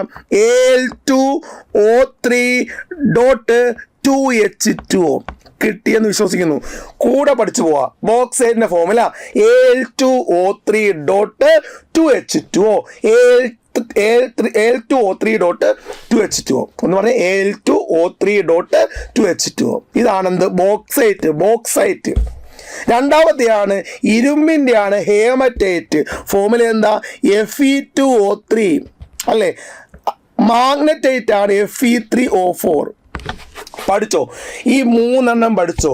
Bauxite Al2O3.2H2O. ഓക്കെ അല്ലേ? അങ്ങനെയാണെങ്കിൽ അടുത്ത് ഹേമറ്റൈറ്റ് ഇരുമ്പിൻ്റെ അയിരായ haematite Fe2O3. Magnetite Fe3O4. Clear? Fe3O4. അങ്ങനെയാണ് അടുത്തത് പഠിച്ചോണം. അടുത്തത് ഓക്കെ. അടുത്തതാണ് കോപ്പർ. കോപ്പറിന് എന്താ? Copper pyrite. കോപ്പർ പൈറേറ്റ് ആണ് CuFeS2. Copper pyrite. Copper pyrite ഫോമുലയാണ് CuFeS2. ഇനി കോപ്പർ ഗ്ലാൻസ് Cu2S ആണ്. Copper glance. എന്നാൽ കുപ്പറേറ്റ് Cu2O ആണ്. പഠിച്ചെന്ന് വിശ്വസിക്കുന്നു. ക്ലിയർ? അപ്പോൾ ഒന്നും കൂടെ പറ. ബോക്സൈറ്റ് എന്താ? കണ്ടുകൊണ്ടിരിക്കുന്നവർ പറ. ബോക്സൈറ്റ് എന്താ? Al2O3.2H2O. Okay. Haematite Fe2O3. Magnetite Fe3O4. Copper pyrite CuFeS2. Copper glance Cu2S. Cuprite Cu2O. ഇനിയാണ് അടുത്ത് സിങ്കിൻ്റെ ആണ് സിങ്ക് ബ്ലെൻഡ്. സിങ്ക് ബ്ലെൻഡ് ആണ് ZnS ആണ് zinc blende. Okay. Zinc blende ZnS. അടുത്തയാണ് കലാമിൻ. കലാമിൻ കാർബണേറ്റ് ആണ് ZnCO3 ആണ്. Calamine carbonate ZnCO3. ഇനി ടിന്നിൻ്റെത് tin stone SnO2. Tin stone SnO2. ഇത്രയും പഠിച്ചെന്ന് വിശ്വസിക്കുന്നു. ഒന്ന് പറഞ്ഞേ മക്കളെ, നിങ്ങൾ പറ. ഒന്നാമത്തെ bauxite Al2O3.2H2O. Haematite Fe2O3. Magnetite Fe3O4. Okay. Copper pyrite CuFeS2. Copper glance Cu2S. Cuprite Cu2O. Calamine ZnCO3. Zinc blende ZnS. Tin stone SnO2. കണ്ടോ? ഈ കിടക്കുന്നുണ്ടോ? കണ്ടു? ഈ പറഞ്ഞ കാര്യമാണ് ഞാൻ അങ്ങോട്ട് പറഞ്ഞു തന്നത്. അപ്പോൾ ഇത് വ്യക്തമായിട്ട് നിങ്ങൾ പഠിച്ചോ. എന്താ ക്വസ്റ്റ്യൻ? കലാമിൻ ഏത് ലോഹത്തിൻ്റെ അയിരാണ്? ഇനി പറ. കലാമിൻ ഏത് ലോഹത്തിൻ്റെ അയിരാണ്? കലാമിൻ സിങ്ക് ആണ്. കലാമിൻ മാത്രമല്ല എന്ത്? സിങ്ക് ബ്ലെൻഡും ഉണ്ട്. കലാമിനും സിങ്ക് ബ്ലെൻഡും എന്തിൻ്റെയാണ്? സിങ്കിൻ്റെ ആണ്. ക്ലിയർ ആയെന്ന് വിശ്വസിക്കുന്നു. ഇനി അടുത്തത് അലൂമിനിയത്തിന് അയിര് ഏത്? എപ്പോഴും ചോദിക്കുന്നത്. അലൂമിനിയത്തിന് അയിര് നമുക്ക് എല്ലാവർക്കും അറിയാം. എന്താ? ബോക്സൈറ്റ് ആണ്. ബോക്സൈറ്റ് പറഞ്ഞു തന്നു. ബോക്സൈറ്റ് ആണ്. ഓക്കെ. ഇനി അടുത്തത് താഴെ കൊടുത്തിരിക്കുന്നത് സിങ്കിൻ്റെ അയിര് കലാമിൻ. കണ്ടോ? കലാമിന. ഹേമറ്റൈറ്റ് എന്തിൻ്റെയാ? ഹേമറ്റൈറ്റ് പറ. നമുക്കറിയാം ഇരുമ്പിൻ്റെത് അല്ലേ? Bauxite aluminium. Cuprite copper. അപ്പോൾ എന്താ? കലാമിനാണ് എന്തിൻ്റെത്? സിങ്കിൻ്റെ അയിര്. ഓക്കെ ആണല്ലോ. ഇനി ഒരാറ്റത്തിൻ്റെ അറ്റോമിക നമ്പർ 6 മാസ് നമ്പർ 13 ആണെങ്കിൽ അതിലടങ്ങിയിട്ടുള്ള ന്യൂട്രോണിന്റെ എണ്ണം എത്ര? അപ്പൊ എന്താ മക്കളെ അറ്റോമിക നമ്പർ എന്ന് വെച്ചാൽ ഒന്നുമില്ല, ഒരാറ്റത്തിലെ പ്രോട്ടോണുകളുടെ എണ്ണമാണ് അറ്റോമിക നമ്പർ. എന്താ? ഒരാറ്റത്തിലെ പ്രോട്ടോണുകളുടെ എണ്ണമാണ് അറ്റോമിക നമ്പർ. ഓക്കെ ആണോ? ഏതൊരാറ്റം എടുത്താലും പ്രോട്ടോണുകളുടെയും ഇലക്ട്രോണുകളുടെ എണ്ണം എന്തായിരിക്കും? തുല്യമായിരിക്കും. അതുകൊണ്ടാണ് ആറ്റം വൈദ്യുതപരമായിട്ട് ചാർജ് ഇല്ലാത്തത്. ആറ്റം എന്താണ്? വൈദ്യുതപരമായി ചാർജ് ഇല്ല. ഏതൊരാറ്റം എടുത്താലും പ്രോട്ടോണുകളുടെയും ഇലക്ട്രോണുകളുടെയും എണ്ണം എന്താണ്? സെയിം ആണ്. ഓക്കെ, അറ്റോമിക നമ്പറാണ് പ്രോട്ടോണിന്റെ എണ്ണമെങ്കിൽ അത് തന്നെ ആയിരിക്കും എന്തിൻ്റെ എണ്ണം? ഇലക്ട്രോണിന്റെ എണ്ണം. ചാർജ് ഇല്ലാത്ത ഒരാറ്റത്തിൽ അറ്റോമിക നമ്പറിനെ സൂചിപ്പിക്കുന്ന അക്ഷരമാണ് ഇസഡ്. ഇസഡ് ഇസഡ് എന്ന് വരും. അറ്റോമിക നമ്പറിനെ സൂചിപ്പിക്കുന്ന അക്ഷരം എന്താണ്? ഇസഡ് ആണ്. ഇസഡ് ആണ്. ഓക്കെ, ഒരു എലമെന്റ്, ഒരു മൂലകത്തിന്റെ അറ്റോമിക നമ്പർ 11 ആണെങ്കിൽ പ്രോട്ടോൺ എത്ര ആയിരിക്കും? +11. ഇലക്ട്രോൺ എത്ര ആയിരിക്കും? -11. 0 ആകൂലേ? മനസ്സിലായ? കാരണം പ്രോട്ടോൺ പോസിറ്റീവും നെഗറ്റീവും സെയിം ആണ്. 0 ആകൂലേ? അതുകൊണ്ടാണ് ആറ്റം വൈദ്യുതപരമായിട്ട് നിർവീര്യമായത്. ക്ലിയർ ആണല്ലോ? അപ്പോൾ കറക്റ്റ് ഡെഫിനിഷൻ, ഒരാറ്റത്തിലെ പ്രോട്ടോണുകളുടെ എണ്ണമാണ് എന്ത്? അറ്റോമിക നമ്പർ. പ്രോട്ടോണിന്റെ ഇലക്ട്രോണിന്റെ എണ്ണം എപ്പോഴും എന്തായിരിക്കും? സെയിം ആയിരിക്കും. ഇനി എന്താണ് മാസ് നമ്പർ? മാസ് നമ്പറിനെ സൂചിപ്പിക്കുന്ന അക്ഷരമാണ് എ. മാസ് നമ്പർ എന്താന്ന് ചോദിച്ചു കഴിഞ്ഞാൽ പറ, ഒരാറ്റത്തിലെ പ്രോട്ടോണുകളുടെയും ന്യൂട്രോണുകളുടെയും എണ്ണങ്ങളുടെ തുകയായിരിക്കും. പ്രോട്ടോണുകളുടെയും ന്യൂട്രോണുകളുടെയും എണ്ണങ്ങളുടെ തുകയായിരിക്കും അല്ലേ? ഞാൻ ചോദിക്കട്ടെ, പ്രോട്ടോൺ 2, ന്യൂട്രോൺ 2, മാസ് നമ്പർ എത്ര? 4 അല്ലേ? Proton 3, neutron 4, mass number 7. പ്രോട്ടോണും ന്യൂട്രോണും തമ്മിൽ കൂട്ടി വെച്ചാൽ നമുക്ക് മാസ് നമ്പർ കിട്ടും. ക്ലിയർ? ഈ പ്രോട്ടോൺ അല്ലയോ എന്ത്? പ്രോട്ടോൺ അല്ലയോ എന്ത്? അറ്റോമിക നമ്പർ. അപ്പൊ മാസ് നമ്പർ ഈക്വൽ ടു അറ്റോമിക നമ്പർ പ്ലസ് ന്യൂട്രോൺ എന്ന് പറഞ്ഞുകൂടെ? പറയാം. സെറ്റ്. ഇവിടുന്ന് ന്യൂട്രോൺ എണ്ണം കണ്ടുപിടിക്കണം. എന്ത് ചെയ്യണം? Mass number minus അറ്റോമിക number. Mass number minus അറ്റോമിക number അല്ലേ? ഇനി ഇങ്ങോട്ട് നോക്ക് മക്കളെ, ശ്രദ്ധിക്കാം. ഒരു മൂലകം, എലമെന്റ് എന്തു ആയിക്കോട്ടെ, എക്സ് എന്നെടുക്കും. ഒരു എലമെന്റ് എക്സ് ആണ്, എന്തു ആയിക്കോട്ടെ, സോഡിയം, പൊട്ടാസ്യം, കാൽസ്യം, ഏത് എലമെന്റും ആയിക്കോട്ടെ. അടിയിൽ എഴുതുന്നത് അറ്റോമിക നമ്പർ. അറ്റോമിക നമ്പർ. മുകളിൽ മാസ് നമ്പർ.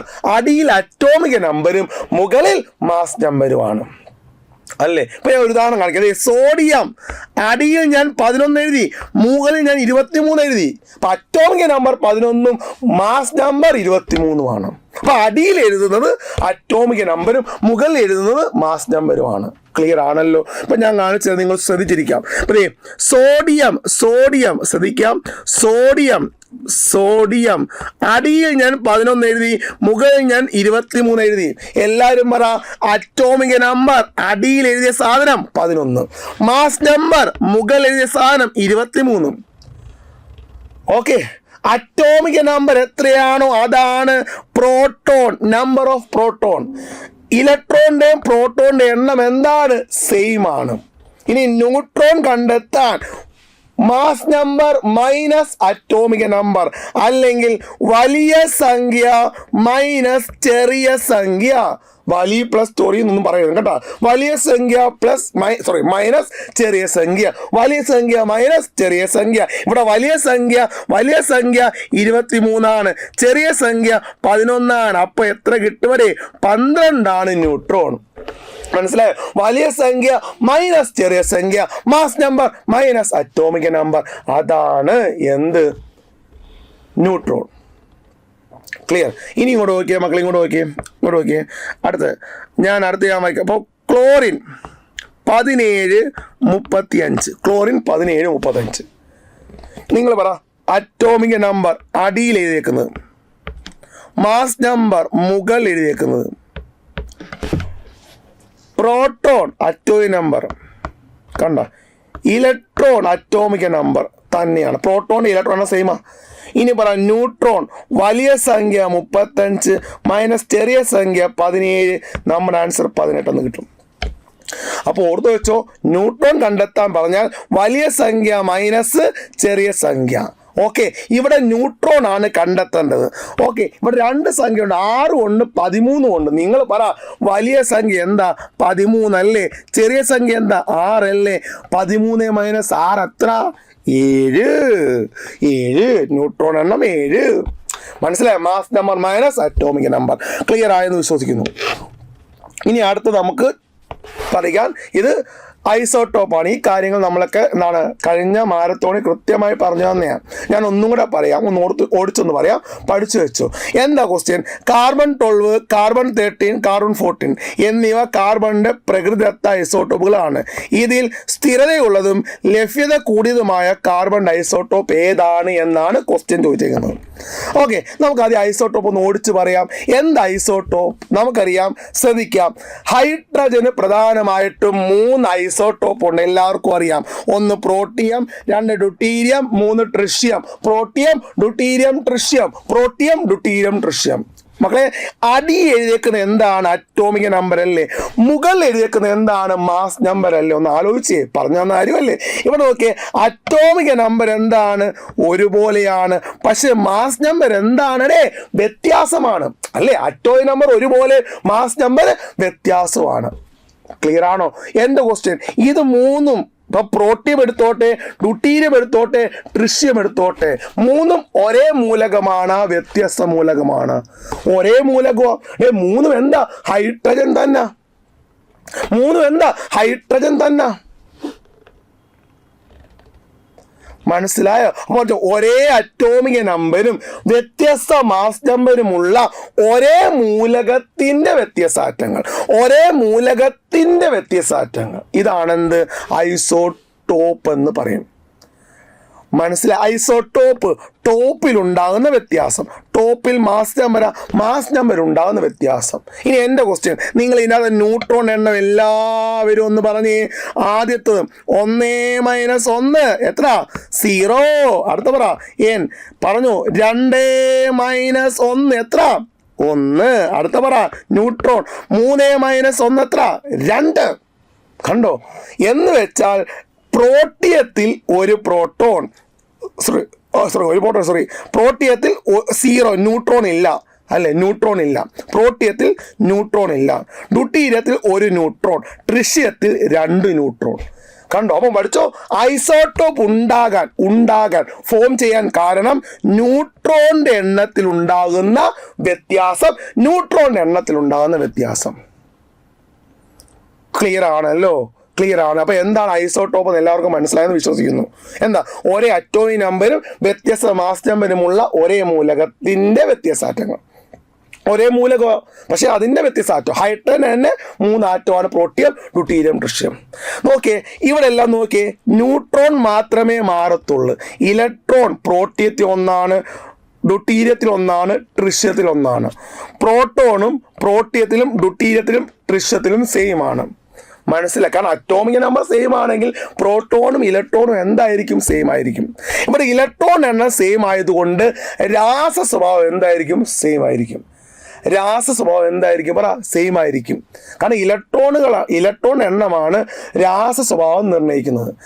ഇലക്ട്രോൺ എണ്ണം മാറിയാൽ മാത്രമേ കെമിക്കൽ പ്രോപ്പർട്ടി, രാസ സ്വഭാവം മാറത്തുള്ളൂ. ഇവിടെ ഇലക്ട്രോൺ എണ്ണം സെയിം ആയതുകൊണ്ട് തന്നെ രാസ സ്വഭാവം ഒരുപോലെ ആയിരിക്കും. പക്ഷെ ഭൗതിക സ്വഭാവം എന്തായിരിക്കും? ഫിസിക്കൽ എന്തായിരിക്കും? വ്യത്യാസമായിരിക്കും. ഓക്കെ ആണല്ലോ? അപ്പൊ എന്താ ഐസോട്ടോപ്പ്? ഒന്ന് പറഞ്ഞേ മക്കളെ, ഒന്ന് പറഞ്ഞേ. ഒരേ അറ്റോമിക് നമ്പരും വ്യത്യസ്ത മാസ് നമ്പരുമുള്ള ഒരേ മൂലകത്തിന്റെ വ്യത്യസ്ത ആറ്റങ്ങളാണ് ഐസോട്ടോപ്പ്. ഐസോട്ടോപ്പുകളിൽ ഒരേ രാസസ്വഭാവം കാണിക്കുന്നു, എന്നാൽ ഭൗതിക സ്വഭാവത്തിൽ ചെറിയ വ്യത്യാസം കാണിക്കുന്നു. മനസ്സിലായോ? ഇനി കാർബൺ ഐസോട്ടോപ്പ്, അതാണ് നമ്മുടെ ക്വസ്റ്റ്യൻ ചോദിച്ചത്. കാർബൺ ഐസോട്ടോപ്പ് എന്താണ്? കാർബൺ 12 ഉണ്ട് അല്ലെ? കാർബൺ 13 ഉണ്ട്, കാർബൺ 14 ഉണ്ട്, കാർബൺ 16 ഉണ്ട്. അപ്പൊ ഏതൊക്കെയാണ് carbon isotope? Carbon 12, carbon 13, carbon 14, carbon 16 അല്ലേ? എന്നാൽ കാർബണിന്റെ പ്രകൃതിയിൽ കാണപ്പെടുന്ന ഐസോട്ടോപ്പുകളാണ് ഇതൊക്കെ. Carbon 12, carbon 13, carbon 14. ഇത് 3ഉമാണ് പ്രകൃതിയിൽ കാണപ്പെടുന്ന കാർബൺ ഐസോട്ടോപ്പ്. എന്നാൽ ഈ 3 എണ്ണത്തിൽ ഏറ്റവും കൂടുതൽ കാണപ്പെടുന്നതും സ്ഥിരതയുള്ളതുമായ കാർബൺ ഡൈസോട്ടോപ്പ് കാർബൺ 12 ആണ്. മൊത്തം ഐസോട്ടോപ്പ് 100% ഏറ്റവും കൂടുതൽ ശതമാനം കാണപ്പെടുന്നത് കാർബൺ 12 ആണ്. സ്ഥിരതയുള്ളതും കാർബൺ 12 ആണ്. കാരണം കാർബണിന്റെ അതേ അറ്റോമിക് നമ്പരും അതേ മാസ് നമ്പരുമുള്ള ഐസോട്ടോപ്പാണ് കാർബൺ 12. മനസ്സിലായോ? ഇതാണ് ആൻസർ. കാർബൺ 12 ആയിരുന്നു ആൻസർ. സ്ഥിരതയുള്ളതും ഏറ്റവും കൂടുതൽ കാണപ്പെടുന്നതുമായ കാർബൺ ഐസോട്ടോപ്പ് കാർബൺ 12 ആണ്. ഇനി പഠിച്ചോ, കാർബൺ 13 ശ്രദ്ധിച്ചിരുന്നോ? കാർബൺ 13 കാർബൺ ഐസോട്ടോപ്പുകളിൽ 1.1% മാത്രമേ ഉള്ളൂ. ഇത് ഓർത്തു വെച്ചോ, 1.1% മാത്രമേ എന്തുള്ളൂ? കാർബൺ 13 ഉള്ളൂ. കാർബൺ 12 ആണ് ഏറ്റവും കൂടുതൽ കാണപ്പെടുന്നത്. കാർബൺ 13 1.1% മാത്രം. കാർബണിന്റെ റേഡിയോ ആക്റ്റീവ് ഐസോട്ടോപ്പ് ആണ് കാർബൺ 14 ആണ് റേഡിയോ ആക്റ്റീവ് ഐസോട്ടോപ്പ്. ക്ലിയർ ആണോ? ഒന്നുകൂടെ ഞാൻ പറയട്ടെ, പഠിച്ചോണം. കാർബൺ ഏറ്റവും കൂടുതൽ കാണപ്പെടുന്നതും സ്ഥിരതയുള്ളതുമായ കാർബൺ ഐസോട്ടോപ്പ് കാർബൺ 12 ആണ്. കാർബൺ 13 1.1% മാത്രം. റേഡിയോ ആക്ടിവിറ്റി കാർബൺ 14 ആണ്. ഓക്കെ, ഇനി കാർബൺ 13 ഉപയോഗം എന്ന് പറഞ്ഞ് വേഗം എന്ന് പറഞ്ഞ് എന്താ? സസ്യങ്ങളിലും ജന്തുക്കളിലും നടക്കുന്ന ജീവൽ പ്രവർത്തനങ്ങളെ കുറിച്ച് പഠിക്കാൻ. എന്താ? സസ്യങ്ങളിലും ജന്തുക്കളിലും നടക്കുന്ന ജീവൽ പ്രവർത്തനങ്ങളെ കുറിച്ച് പഠിക്കാൻ ഉപയോഗിക്കുന്നു. കാർബൺ 14 എന്താ? ഫോസിലുകളുടെ കാലപ്പഴക്കം, age of fossil. Age of fossil ഇതെല്ലാം വ്യക്തമായിട്ട് നമ്മൾ ആ മാരത്തോണിൽ പറഞ്ഞ. അപ്പോൾ ഒന്ന് ഓർത്ത് വെച്ചോ, കാർബൺ 13 1.1% മാത്രമേ ഉള്ളൂ. ഓക്കെ, നോക്കിയാൽ മക്കളെ, കാർബൺ 12, കാർബൺ 13, കാർബൺ 14 എന്നിവയാണ് കാർബണിന്റെ പ്രകൃതിദത്ത ഐസോട്ടോപ്പുകൾ. ഞാൻ പറഞ്ഞ കാര്യമാണ്. കാർബൺ 12 ആണ്, ഇതാണ് ചോദിച്ചത്. കാർബൺ 12 ആണ് ഏറ്റവും സ്ഥിരതയുള്ളതും ലഭ്യത കൂടിയതുമായ കാർബൺ ഐസോട്ടോപ്പ്. കണ്ടോ, ഇവിടെ നിന്നാണ് ക്വസ്റ്റ്യൻ വന്നത്. അപ്പൊ SCR നല്ലോണം പഠിച്ചോണ്ട് പോവാ. അതിൽ നിന്ന് തന്നെയൊക്കെയാണ് ക്വസ്റ്റ്യൻ വരുന്നത്. ഓക്കെ, ഇനി കാർബണിന്റെ ഐസോട്ടോപ്പുകളിൽ കണ്ട കാർബൺ 13 എത്ര? 1.1%. പറഞ്ഞ പോയിന്റാ അല്ലേ? എന്താ കാർബൺ 13 എന്തുപയോഗിക്കുന്നു? സസ്യങ്ങളിലും ജന്തുക്കളിലും നടക്കുന്ന ജീവൽ പ്രവർത്തനങ്ങളെ കുറിച്ച് പഠിക്കാൻ ഉപയോഗിക്കുന്നു അല്ലെ? സസ്യങ്ങളിലും ജന്തുക്കളിലും നടക്കുന്ന ജീവൽ പ്രവർത്തനങ്ങളെ കുറിച്ച് പഠിക്കാൻ ഉപയോഗിക്കുന്ന ഐസോട്ടോപ്പാണ് കാർബൺ 13. കാർബൺ 14 റേഡിയോ ആക്റ്റീവ് ആണ്. എന്തിനുപയോഗിക്കുന്നു? ഫോസിലുകളുടെ കാലപ്പഴക്കം, പഴയ വസ്തുക്കളുടെ കാലപ്പഴക്കം. ഇനി കുറച്ച് ഐസോട്ടോപ്പ്, ഇതൊക്കെ ഞാൻ പറഞ്ഞു തന്നെ. ഒന്നുകൂടെ ഞാൻ പറയാം, ഒന്ന് വായിച്ച് നോക്കാം. ഓക്കെ, അധികം ഒന്നും പഠിച്ചില്ലെങ്കിൽ ഇതെങ്കിലും ഒന്ന് പഠിച്ചുകൊണ്ട് പോവാം. ഇനി അയഡിൻ 131. എന്താ അയഡിൻ 131ന്റെ യൂസ്? തൈറോയ്ഡ് ഗ്രന്ഥിയുടെ പ്രവർത്തനങ്ങളുടെ പഠനവും ചികിത്സയും. എന്താ? തൈറോയ്ഡ് ഗ്രന്ഥികളുടെ പ്രവർത്തനങ്ങളുടെ പഠനവും അവയുടെ ചികിത്സയ്ക്കുമാണ് അയഡിൻ 131 യൂസ് ചെയ്യുക. ഓക്കെ, ഇനി അടുത്ത യുറേനിയം 235. ആണവ നിലയങ്ങളിൽ ഇന്ധനമായിട്ട്. ആണവ നിലയങ്ങളിൽ ഇന്ധനമായിട്ടാണ് എന്തുപയോഗിക്കുക? യുറേനിയം 235 യൂസ് ചെയ്യുക അല്ലേ? ആ ന്യൂക്ലിയർ പവർ സ്റ്റേഷനിലൊക്കെ ആണവ നിലയങ്ങളിലൊക്കെ ഇന്ധനമായിട്ട് ഉപയോഗിക്കും. മനസ്സിലായി? കൊബാൾട്ട് 60 ക്യാൻസർ ചികിത്സയ്ക്ക് ഉപയോഗിക്കുന്നു. ഇനി സോഡിയം 24, ഞാൻ പറഞ്ഞു തന്നെ, വ്യാവസായിക ആവശ്യങ്ങൾക്ക് ഉപയോഗിക്കുന്ന പൈപ്പ് ലൈനുകളുടെ ലീക്കേജ്, ചോർച്ച തിരിച്ചറിയാൻ ഉപയോഗിക്കുന്നു. മനസ്സിലായ? അയൺ 59, അയണിന്റെ കുറവ് മൂലം ഉണ്ടാകുന്ന രോഗം എന്താ? അനീമിയാണ്. അപ്പൊ ആ അനീമിയ നിർണ്ണയിക്കാൻ. അപ്പൊ ഇതൊന്ന് പഠിച്ചുകൊണ്ട് പോയാൽ നല്ലതായിരിക്കും. ഓക്കെ, വലിച്ചവരൊന്നും ഞാൻ പറഞ്ഞില്ല. ആവശ്യമുള്ള കാര്യങ്ങൾ, ആ ടെസ്റ്റ് ബുക്ക് കിടക്കുന്ന കാര്യങ്ങൾ ഒന്ന് വായിച്ചു നോക്കിക്കൊണ്ട് പോകുന്ന നല്ലതായിരിക്കും. ഓക്കെ, അപ്പം എന്താണ് ഐസോട്ടോപ്പ് എന്ന് ക്ലിയർ ആയി. ഇത്രയും കാര്യങ്ങളൊന്ന് വായിച്ചു നോക്കുക. അപ്പൊ അയഡിൻ 131 തൈറോയ്ഡ് ഗ്രന്ഥിയുടെ കുറിച്ചുള്ള പഠനവും അവയുടെ ചികിത്സയും. യുറേനിയം 235 ആണവ നിലയങ്ങൾ ഇന്ധനമായിട്ട്. കൊബാൾട്ട് 60 ക്യാൻസർ ചികിത്സയ്ക്ക്. സോഡിയം 24 വ്യാവസായിക പൈപ്പ് ലൈനുകളുടെ ചോർച്ച തിരിച്ചറിയാൻ. അയൺ 59 അനീമിയ നിർണയം. ക്ലിയർ? സെറ്റ് ആണെന്ന് വിശ്വസിക്കുന്നു. ഇനി അങ്ങനെയാണ് ഐസോബാറും ഐസോട്ടോണും കൂടെ ഞാൻ പറയട്ടെ, വേഗം പറയാം. എന്താണ് ഐസോബാർ? പഠിച്ചോ, ഒരേ മാസമുള്ളവന്മാര് ബാറിൽ പോയി വെള്ളം അടിച്ചു. ഓർക്കാൻ വേണ്ടി, ഒരേ മാസമുള്ളവന്മാർ ബാറിൽ പോയി വെള്ളം അടിച്ച്. ഒരേ മാസ് നമ്പരും വ്യത്യസ്ത അറ്റോമിക് നമ്പരും. നോക്കാം, ഇത് നോക്കിയേ, 3 മൂലകങ്ങൾ കൊടുത്തിട്ടുണ്ട്, കാണാൻ എല്ലാവർക്കും. 1 ആർഗൺ, 2 പൊട്ടാസ്യം, 3 കാൽസ്യം. മൂന്നിൻ്റെ നിങ്ങൾ നോക്കിയേ, മൂന്നും വ്യത്യസ്ത മൂലകമാണ് അല്ലേ. ആർഗൺ, പൊട്ടാസ്യം, കാൽസ്യം ഒക്കെ വ്യത്യസ്ത മൂലകമാണ്. പക്ഷെ എന്താണ് മുകളിൽ എഴുതിയേക്കുന്ന ഒരുപോലെ. എന്താ മുകളിൽ എഴുതുന്നത്? Mass number. അടിയിൽ എഴുതുന്നത് എന്താ? അറ്റോമിക നമ്പർ ആണല്ലോ. അപ്പം മുകളിൽ എഴുതിയേക്കുന്ന ഒരുപോലെ, മാസ് നമ്പർ ഒരുപോലെ, അറ്റോമിക നമ്പർ വ്യത്യാസം. അതാണ്. പക്ഷെ ഒരേ മൂലകമല്ല, വ്യത്യസ്ത മൂലകമാണ്. അതാണ് ഐസോബാർ. അപ്പൊ എന്താ ഐസോബാർ? ഒന്ന് പറഞ്ഞ്. ഒരേ മാസ് നമ്പരും വ്യത്യസ്ത അറ്റോമിക നമ്പരുമുള്ള വ്യത്യസ്ത മൂലകങ്ങളുടെ ആറ്റങ്ങളാണ് ഐസോ ഐസോ ഐസോ ഐസോ എന്ത് ഐസോ ബാർ. മനസ്സിലായോ? നോക്കിയേ ഒരേ മാസ് നമ്പരും വ്യത്യസ്ത അറ്റോമിക് നമ്പരുമുള്ള ആറ്റങ്ങളാണ് ഐസോബാർ. ഐസോബാറിൽ എന്താണ് നോക്കിയേ, ഇവ ന്യൂക്ലിയസ് ആകെ ഘടകങ്ങളുടെ എണ്ണം തുല്യമായ വ്യത്യസ്ത മൂലകമായിരിക്കും. എന്ന് വെച്ചാൽ പ്രോട്ടോണിൻ്റെ എണ്ണവും ന്യൂട്രോണിൻ്റെ എണ്ണവും തമ്മിൽ കൂട്ടുന്നതല്ലേ മാസ് നമ്പർ. അപ്പം പ്രോട്ടോണിൻ്റെ എണ്ണവും ന്യൂട്രോണിൻ്റെ എണ്ണവും തുല്യമായ വ്യത്യസ്ത മൂലകമായിരിക്കും അല്ലേ. പ്രോട്ടോണിൻ്റെ എണ്ണവും ന്യൂട്രോണിൻ്റെ എണ്ണവും കൂട്ടുന്നതാണ് മാസ് നമ്പർ. മാസ് നമ്പർ ഒരുപോലെ എന്ന് വെച്ചാൽ പ്രോട്ടോൺ ന്യൂട്രോൺ ഒരുപോലെയുള്ള വ്യത്യസ്ത മൂലകമാണ്. ക്ലിയർ? ഒന്ന് നോട്ട് ചെയ്ത് വെച്ചു. ഇതാണ് എന്ത്? ഐസോബാർ. ഇനി എന്താ? ഐസോട്ടോൺ. പറ. Isotone, neutron, isotone, neutron, isotone, neutron. ന്യൂട്രോണിൻ്റെ എണ്ണം ഒരുപോലെ വന്നാൽ, ന്യൂട്രോണിൻ്റെ എണ്ണം ഒരുപോലെ വന്നാൽ അതെന്താണ്? ഐസോട്ടോണാണ്. ന്യൂട്രോണിൻ്റെ എണ്ണം ഒരുപോലെ വന്നാൽ അത് ഐസോട്ടോണാണ്. ഓക്കെ, നോക്കിയേ. ന്യൂട്രോണുകളുടെ എണ്ണം തുല്യമായ ആറ്റങ്ങളാണ് എന്ത്? ഐസോട്ടോൺ. ന്യൂട്രോൺ എണ്ണം സെയിം ആണെങ്കിൽ അത് ഐസോട്ടോണാണ്. ഓക്കെ, ഒരു എക്സാമ്പിൾ. ഹൈഡ്രജന്റെ ഒരു isotope H113. Okay, helium He2 നിങ്ങൾ പറ. ന്യൂട്രോൺ എണ്ണം ആദ്യം ഒന്ന് പറഞ്ഞേ, വേഗം പറ. 3 - 1 എത്ര വരും? 2 വരും. അടുത്ത ന്യൂട്രോൺ പറഞ്ഞേ. 4 - 2 എത്ര വരും? 2 വരും. കണ്ടോ? നോക്കിയേ, കണ്ടോ? ന്യൂട്രോൺ അറിയത്തില്ലേ? Mass number minus atomic number 2. 4 - 2 2. Neutron എണ്ണം സെയിം വന്നു. പക്ഷെ രണ്ടും വ്യത്യസ്ത മൂലകമാണ്. വ്യത്യസ്ത മൂലകങ്ങളിൽ ന്യൂട്രോൺ എണ്ണം തുല്യമായി വന്നാൽ അതാണ് ഐസോട്ടോൺ. ക്ലിയർ ആയെന്ന് വിശ്വസിക്കുന്നു. ഇനി നോക്കിയേ. Nitrogen 7-15, carbon 6-14. പറഞ്ഞു. ന്യൂട്രോൺ ഒന്ന് പറഞ്ഞേ. 15 - 7 എത്ര? 15 - 7 8 വരും അല്ലേ. ഇവിടെ ന്യൂട്രോൺ 14 - 6 8 വരും. ന്യൂട്രോൺ എണ്ണം സെയിം ആയി. അതാണ് ഐസോട്ടോൺ. ന്യൂട്രോൺ എണ്ണം സെയിം ആണെങ്കിൽ അത് ഐസോട്ടോണും. മനസ്സിലായല്ലോ? അങ്ങനെ ആ ക്വസ്റ്റ്യനിലേക്ക് കിടക്കാം. ആ ക്വസ്റ്റ്യൻ എന്താ പറഞ്ഞേക്കുന്നത്? സ്ഥിരതയുള്ളതും ലഭ്യത കൂടുതലുമായ കാർബൺ ഐസോട്ടോപ്പ് ഏത്? നിങ്ങൾ പറയാം. എനിക്ക് പറഞ്ഞ കാർബൺ 12 ആണ്. ഇത് വ്യക്തമായി നമ്മുടെ ടെക്സ്റ്റ് ബുക്കിൽ SCRT വ്യക്തമായിട്ട് കിടപ്പുണ്ട്. ക്ലിയർ ആണല്ലോ? ഇനി അടുത്തിലോട്ട് ഞാൻ പോട്ടെ. അപ്പോൾ ഇതൊന്നും ഓർത്ത് വെച്ചോ. ഐസോട്ടോപ്പ് ഐസോബാറൊക്കെ എപ്പോഴും ചോദിക്കുന്നതാണ്. ഓക്കെ, ഇനി അടുത്ത്. ജലത്തിൻ്റെ സാന്ദ്രത ഏറ്റവും അധികമാകുന്ന താപനില എന്ത്? എന്താ? ജലത്തിൻ്റെ സാന്ദ്രത ഏറ്റവും കൂടുതലാകുന്ന താപനില എന്ത്? ഞാൻ പറയട്ടെ.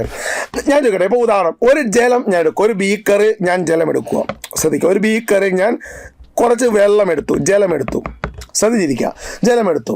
ഈ ബീക്കറിൽ ജലം ഞാൻ എടുത്ത താപനില ടെമ്പറേച്ചർ 25 ഡിഗ്രിയാണെന്ന് വിചാരിക്കുക. ഒരു ബീക്കറിൽ ഞാൻ ജലമെടുത്തു. ആ ജലത്തിൻ്റെ താപനില എത്ര ഡിഗ്രിയാണ്? 25 എന്നാൽ ഞാൻ ഇതിനെ തണുപ്പിക്കുക എന്ന് വെച്ചാൽ എന്താണ്? ടെമ്പറേച്ചർ കുറയുന്നു അല്ലേ. നമുക്ക് AC-യുടെ കാര്യം തന്നെ നമുക്കറിയാം അല്ലേ. AC-യിൽ ഹയർ ടെമ്പറേച്ചർ 30 ഡിഗ്രിയൊക്കെയാണ്. ടെമ്പറേച്ചർ കുറയും തോറും എന്ത് ചെയ്യും? തണുപ്പ് കൂടും അല്ലേ. അപ്പം ടെമ്പറേച്ചർ തണുപ്പിക്കുക എന്ന് വെച്ചാൽ എന്താണ്? ടെമ്പറേച്ചർ കുറയ്ക്കുക. ശ്രദ്ധിച്ചോണം. ജലം തണുക്കുമ്പോൾ സാന്ദ്രത കൂടും. സെറ്റാണോ? ഇപ്പം 25 ഡിഗ്രിയിലുള്ള ജലത്തിനാണോ 24 ഡിഗ്രിയിലുള്ള ജലത്തിനാണോ സാന്ദ്രത കൂടുതലെന്ന് ചോദിച്ചാൽ നമുക്ക് ഒരേ പുള്ളിക്ക് പറയാം 24 ഡിഗ്രി. ഓക്കെ, അപ്പം ജലം തണുക്കുമ്പോൾ ജലത്തിന് എന്താണ്? സാന്ദ്രത കൂടുകയും തണുത്ത ജലം താഴേക്ക് പോകുന്നു. സാന്ദ്രത കൂടുമ്പോൾ താഴേക്ക് പോകും. സാന്ദ്രത കുറഞ്ഞാൽ പൊങ്ങിക്കിടക്കും. ഇപ്പോൾ ഒരു കല്ലെടുത്ത് ഇട്ട് കഴിഞ്ഞാൽ കല്ല് താഴെ പോകും. ജലത്തെ അപേക്ഷിച്ച് കല്ലിന് എന്താണ്? സാന്ദ്രത കൂടുതലാണ്. ഓക്കെ, ഒന്നും കൂടെ പറയാം. ജലം തണുക്കുമ്പോൾ സാന്ദ്രത കൂടുകയും തണുത്ത ജലം എങ്ങോട്ട് പോകുന്നു? താഴേക്ക് പോകുന്നു. ഇത് എത്ര ഡിഗ്രി വരെ? 4 ഡിഗ്രി വരെ നടക്കുന്നു. 4 ഡിഗ്രി വരെ നടക്കുന്നു. എന്നാൽ 4 ഡിഗ്രി കഴിഞ്ഞ് 3.9 ഡിഗ്രി ആക്കി കഴിഞ്ഞു കഴിഞ്ഞാൽ തിരിച്ചു സംഭവിക്കും. എന്താണ്? ജലത്തിൻ്റെ സാന്ദ്രത എന്ത് ചെയ്യും? കുറയും. സാന്ദ്രത എന്ത് ചെയ്യും? കുറഞ്ഞിട്ട് ജലത്തിന് മുകളിൽ എന്താണ്? ജലത്തേക്കാൾ സാന്ദ്രത കുറഞ്ഞ ഐസ് മുകളിൽ ഫോം ചെയ്യും. ഐസ് എന്ത് ചെയ്യും? മുകളിൽ ഫോം ചെയ്യും. ജലത്തേക്കാൾ സാന്ദ്രത കുറഞ്ഞ ഐസ് എന്ത് ചെയ്യും? മുകളിൽ ഫോം ചെയ്യും. മനസ്സിലായോ? ഓക്കെ അല്ലേ? എന്താ? ജലത്തിൻ്റെ അസ്വാഭാവിക വികാസം കാരണം. അപ്പം ഞാൻ ഒന്നും കൂടെ പറയാം. ഒരു ജലം തണുക്കുമ്പോൾ സാന്ദ്രത കൂടുകയും തണുത്ത ജലം താഴേക്ക് പോകുന്നു. എത്ര ഡിഗ്രി വരെ? മാക്സിമം 4 ഡിഗ്രി ആകുമ്പോൾ 4 ഡിഗ്രി വരെ സാന്ദ്രത കൂടുതലായിരിക്കും. 4 ഡിഗ്രിയേക്കാൾ കുറച്ച് ടെമ്പറേച്ചർ കൊടുക്കുമ്പോൾ എന്താണ്? ജലത്തിൻ്റെ സാന്ദ്രത കുറയുകയും ജലത്തേക്കാൾ സാന്ദ്രത കുറഞ്ഞ ഐസ് മുകളിൽ ഫോം ചെയ്യുന്നു. ചില നമുക്ക് ഈ പറഞ്ഞ തണുപ്പുള്ള രാജ്യങ്ങളിലെ വെള്ളം നോക്കി മതി, മുകളിൽ ഐസ് ഫോം ചെയ്യും. അതിന് താഴെയാണ് എന്ത് കിടക്കുന്നത്? ജീവികളൊക്കെ കിടക്കുന്നത്. അതും വേണ്ട. നമ്മൾ വീട്ടിൽ ഫ്രീസറിൽ വെള്ളം വെക്കുന്നു. ഫ്രീസറിൽ വെള്ളം വെച്ച് കഴിഞ്ഞാൽ നമുക്കറിയാം ആദ്യം ഐസ് ഫോം ചെയ്യുന്ന മുകളിലാണ്. ഓക്കെ ആണോ? ക്ലിയർ ആണ്. അപ്പം ഏറ്റവും കൂടുതൽ 4 ഡിഗ്രിയാണ്. 4 ഡിഗ്രിയാണ്. ഓക്കെ, ഇത് കാണിച്ചത് നോക്കി. കണ്ടോ? ജലം തണുക്കുമ്പോൾ സാന്ദ്രത കൂടുകയും തണുത്ത ജലം എങ്ങോട്ട് പോകുന്നു? താഴേക്ക് പോകുന്നു. എത്ര ഡിഗ്രി വരെ? 4 ഡിഗ്രി വരെ. കണ്ടോ? ആകുന്നതിന് സംഭവിക്കുന്നു. അന്തരീക്ഷ താപനില 4-നേക്കാൾ കുറയുമ്പോൾ ജലത്തിൻ്റെ അസ്വാഭാവിക വികാസം കാരണം സാന്ദ്രത കുറയുകയും വ്യാപ്തം എന്ത് ചെയ്യും? കൂടുകയും ചെയ്യുന്നു. സാന്ദ്രത കുറയുമ്പോൾ വ്യാപ്തം എന്ത് ചെയ്യും? കൂടുന്നു. ഓക്കെ, കൂടുകയും ചെയ്യുന്നു. 4 ഡിഗ്രി താഴെയുള്ള ജലം മുകളിലേക്ക് ഉയരുന്നു. ഇത് തണുത്ത് ജലോപരിതലത്തിൽ ജലത്തേക്കാൾ സാന്ദ്രത കുറഞ്ഞ ഐസ് നിറയുകയും ചെയ്യുന്നു. ഓക്കെ, അതാണ് തണുപ്പ് പ്രദേശങ്ങൾ. കണ്ടോ? മുകളിൽ ഐസാ. മനസ്സിലായോ? ഞാൻ ഒരു കാര്യം ചോദിക്കട്ടെ. അപ്പം ജലം ഐസാകുമ്പോൾ എന്ത് സംഭവിക്കും? സാന്ദ്രത കുറയും, വ്യാപ്തം കൂടും. ജലം ഐസാകുമ്പോൾ ഐസ് വെള്ളത്തിൻ്റെ പൊങ്ങിക്കിടക്കത്തില്ലേ? ജലം ഐസാകുമ്പോൾ പൊങ്ങിക്കിടക്കുന്ന സാന്ദ്രത കുറവ്. ജലം ഐസാകുമ്പോൾ സാന്ദ്രത കുറവും വ്യാപ്തം കൂടുതലും. ഞാൻ പറയട്ടെ, ഒരു പ്ലാസ്റ്റിക് കുപ്പിക്കകത്ത് ഞാൻ എന്താണ് കുറച്ച് വെള്ളം എടുക്കുക. വെള്ളം എടുത്തിട്ട് ഫ്രീസറിൽ കൊണ്ടുവച്ചു. അത് ഐസായപ്പോൾ കുപ്പി വീർക്കത്തില്ലേ? കാരണം അതിൻ്റെ വോളിയം എന്ത് ചെയ്ത്? കൂടി. അവൻ പഠിച്ചിട്ട് ഏറ്റവും ഉയർന്ന സാന്ദ്രത എന്താണ്? 4 ഡിഗ്രിയാണ്. 4 ഡിഗ്രിയേക്കാൾ കുറവാകുമ്പോൾ സാന്ദ്രത കുറവായിരിക്കും. മുകളിൽ എന്താണ്? സാന്ദ്രത കുറവായിരിക്കും. മാക്സിമം അനുഭവപ്പെടുന്നത് 4 ഡിഗ്രിയാണ്. അതാണ് ഈ ക്വസ്റ്റ്യൻ ചോദിച്ചത്. ഓക്കെ, ജലത്തിൻ്റെ സാന്ദ്രത ഏറ്റവും അധികം ആകുന്ന താപനില അത് 4 ഡിഗ്രിയാണ്. ക്ലിയർ ആയെന്ന് വിശ്വസിക്കുന്നു. ഇനി അടുത്തയാണ് മക്കളെ, പഠിച്ചു വെച്ചോ. അടുത്തയാണ് ഇവയിൽ ഏതാണ് പ്രകൃതിദത്ത പോളിമറിനെ കുറിച്ച് കുറച്ച് കാര്യം ഞാൻ പറയാൻ പോവാം. അന്ന് ഞാൻ ലാസ്റ്റ് പറഞ്ഞു നിങ്ങൾ പോളിമർ എന്ത് ചെയ്യുക, വ്യക്തമായി പഠിക്കുക, ഒരു ക്വസ്റ്റ്യൻ കാണുമെന്ന് അവസാനം ഞാൻ പറഞ്ഞു. ഓക്കെ, അപ്പം പോളിമറിനെ കുറിച്ച് ഞാൻ ജസ്റ്റ് ഒന്ന് മൊത്തവും പറഞ്ഞു തരാം. എന്താണ് ഇവയിൽ പ്രകൃതിദത്ത പോളിമർ എന്ന് ചോദിച്ചാൽ നമുക്കറിയാം അത് സെല്ലുലോസ് ആണ്. പറയട്ടെ, എന്താ പോളിമർ എന്ന് വെച്ചാൽ, അല്ലെങ്കിൽ പോളിമർ കെമിസ്ട്രിയുടെ പിതാവ് ആരെന്ന് ചോദിച്ചാൽ അതാണ് ഹെർമൻ സ്റ്റോഡിഞ്ചർ. പഠിച്ചു വെച്ചോ, SCRT കിടക്കുന്നേ. പോളിമർ കെമിസ്ട്രിയുടെ പിതാവ് ആരെന്ന് ചോദിച്ചാൽ ഹെർമാൻ സ്റ്റോഡിഞ്ചർ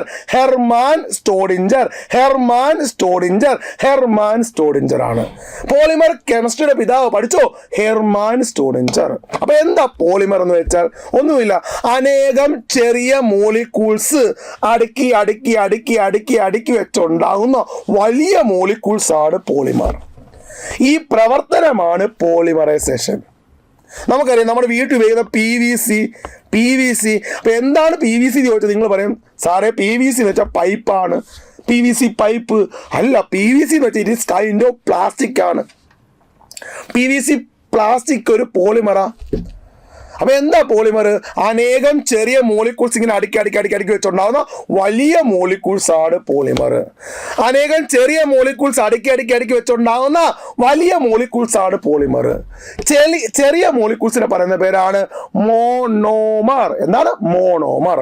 അപ്പൊ നമുക്ക് പറയാം അനേകം മോണോമർ ചേർന്നാണ് പോളിമർ ഉണ്ടാകുന്നത്. അപ്പൊ പി വി സിക്കകത്ത് മോണോമർ വിനൈൽ ക്ലോറൈഡാ. അപ്പൊ നമുക്ക് പറയാം അനേകം വിനൈൽ ക്ലോറൈഡ് ചേർന്നാണ് PVC പോളി വിനൈൽ ക്ലോറൈഡ് ഉണ്ടാകുന്നത്. മനസ്സിലായോ? അപ്പൊ പോളിമർ എന്റെ ക്വസ്റ്റ്യൻ, പോളി എന്ന വാക്കിന്റെ അർത്ഥം എന്താ? നമുക്കറിയാം പോളിടെക്നിക്ക്, സിവിൽ കാണും, മെക്കാനിക്കൽ കാണും അല്ലെ. പോളി എന്ന് വെച്ചാൽ അനേകം എന്ന, അനേകം. മെർ എന്ന വാക്കിന്റെ അർത്ഥം യൂണിറ്റ് എന്ന. അപ്പം പോളിമർ എന്ന വാക്കിന്റെ അർത്ഥം എന്താ? അനേകം യൂണിറ്റ് എന്ന. മനസ്സിലാവും? അപ്പൊ എന്താ പോളിമർ? അനേകം ചെറിയ തന്മാത്രകൾ ചേർന്ന് വലിയ തന്മാത്ര ഉണ്ടാകുന്ന പ്രവർത്തനമാണ് പോളിമറൈസേഷൻ. വലിയ തന്മാത്രയെ പറയുന്ന പേരാണ് പോളിമർ, ചെറിയ തന്മാത്രയാണ് മോണോമർ. മനസ്സിലായി? പോളിമർ എന്നത് എന്താ? ഒരു ഗ്രീക്ക് വാക്കാണ്. അതിനർത്ഥം എന്താണ്? മെനി യൂണിറ്റ് എന്ന. മെനി യൂണിറ്റ്, ഒരുപാട് യൂണിറ്റ് എന്ന. ഓക്കെ, മെനി യൂണിറ്റ് എന്നാണ് പോളിമർ എന്ന വാക്കിന്റെ അർത്ഥം. മെനി യൂണിറ്റ് എന്നാണ്ട, മെനി യൂണിറ്റ്. ഇനി ഞാൻ കുറച്ച് പോളിമറും അതിന് മോണോമറും യൂസും പറഞ്ഞുതരാം, പഠിച്ചോണം. ഒന്നാമത്തെയാണ്, അതിന് മുന്നേ ശ്രദ്ധിക്കുക. നമുക്കറിയാം ബബിൾക്കം ഇല്ലേ, ബബിൾക്കത്തിനകത്ത് പോളിമറാണ് പോളിവിനൈൽ അസറ്റേറ്റ്. പോളിവിനൈൽ അസറ്റേറ്റ് ആണ് ബബിൾക്കത്തിൻ്റെ അകത്ത് polymer. Polyvinyl acetate. Clear? Polyvinyl acetate ആണ് ബബിൾക്കം. ക്ലിയർ ആണല്ലോ? ഇനി കുറച്ച് പോളിമറും അതിൻ്റെ യൂസും മോണോന്നും പറയാൻ പോവാം. ഒന്നാമത്തെ ടെക്സ്റ്റ് ബുക്ക് കിടക്കുന്നതാണ് കേട്ടോ. ഒന്നാമത്തെ PVC പോളിവിനൈൽ ക്ലോറൈഡ്. അതിനകത്ത് മോണോമർ ഞാൻ പറഞ്ഞു VC ആണ്, വിനൈൽ ക്ലോറൈഡ് ആണ്. കാരണം അനേകം വിനൈൽ ക്ലോറൈഡ് അടുക്കി വെച്ചാണ് പോളിവിനൈൽ ക്ലോറൈഡ് ഉണ്ടാക്കുന്നത്. ഈ PVCയുടെ ഉപയോഗങ്ങൾ എന്തൊക്കെയാ? ഒന്ന്, പൈപ്പുകൾ, അതെല്ലാവർക്കും അറിയാം, PVC പൈപ്പ്. രണ്ട്, പ്ലാസ്റ്റിക് ഫർണിച്ചറുകൾ, വീട്ടുപയോഗിക്കുന്ന പ്ലാസ്റ്റിക്കിൻ്റെ കസേര, പ്ലാസ്റ്റിക്കിൻ്റെ ഡെസ്ക്, ഫർണിച്ചറുകൾ. ഓക്കെ, ഇനി വൈദ്യുത ചാലകങ്ങളുടെ ആവരണം, അറിയാലോ, ഇലക്ട്രിക് വയറിൻ്റെ കവർ ചെയ്തേക്കുന്നത്, അതൊക്കെ എന്താ? PVC ആണ്. PVC ഒരു പ്ലാസ്റ്റിക് ആണ്. രണ്ടാമത്തെ പോളിത്തീൻ്റെ മോണോമർ ഈത്തീനാണ്. പോളിത്തീൻ്റെ മോണോമർ ഈത്തീനാണ്. എവിടൊക്കെ ഉപയോഗിക്കുന്നു? ടാർപോളിൻ ഷീറ്റുകൾ, ക്യാരി ബാഗ് തുടങ്ങിയവ നിർമ്മിക്കാൻ. പഠിച്ചോണേ? ഓക്കെ ആണല്ലോ? അടുത്ത ഐസോപ്രീൻ, ഇത് വെരി ഇമ്പോർട്ടൻ്റ് ആണ്. ഇതാണ് പ്രകൃതിദത്ത റബ്ബർ. നാച്ചുറൽ പോളിമറിന്റെ മോണോമർ ചോദിച്ചാൽ ഐസോപ്രീൻ ആണ്. ഐസോപ്രീൻ നമുക്കറിയാം ടയർ നിർമ്മിക്കാൻ. ഈ മൂന്നെണ്ണം നിങ്ങൾക്ക് മനസ്സിലാവില്ലയോ? പഠിച്ചോണേ? ഒന്ന് PVC polyvinyl chloride, monomer vinyl chloride ആണ്. ഉപയോഗം മനസ്സിലായല്ലോ? എന്താണ് ഈ പറഞ്ഞത്? പൈപ്പുകൾ, പ്ലാസ്റ്റിക് ഫർണിച്ചറുകൾ, വൈദ്യുത ചാലകങ്ങളുടെ ആവരണം അല്ലേ. പോളിഈഥീൻ്റെ മോണോമർ ഈഥീനാണ്. യൂസ് എന്തൊക്കെയാ? ടാർപോളിൻ ഷീറ്റ്, ക്യാരി ബാഗുകൾ തുടങ്ങിയവ. ഓക്കെ, ഇനി ഐസോപ്രീൻ ആണ് നാച്ചുറൽ റബ്ബർ, ടയറുകൾ നിർമ്മിക്കാൻ ഉപയോഗിക്കുന്നു അല്ലേ, ടയറുകളുടെ നിർമ്മാണം. ഇനി അടുത്തയാണ് ടെഫ്ലോൺ. ഇതെല്ലാവർക്കും അറിയായിരിക്കും. നമ്മുടെ നോൺ സ്റ്റിക്ക് പാത്രമില്ലേ, നോൺ സ്റ്റിക്ക് പാത്രത്തിന്റെ ആകഭാഗം നിർമ്മിക്കാൻ. ടെഫ്ലോൺ അല്ലെങ്കിൽ മറ്റൊരു പേരാണ് പോളിടെട്രാഫ്ലൂറോഈഥീൻ ആണ്. പോളിടെട്രാഫ്ലൂറോഈഥീൻ അല്ലെങ്കിൽ ടെഫ്ലോൺ. അതിന് മോണോമർ എന്താ? ടെട്രാഫ്ലൂറോഈഥീൻ.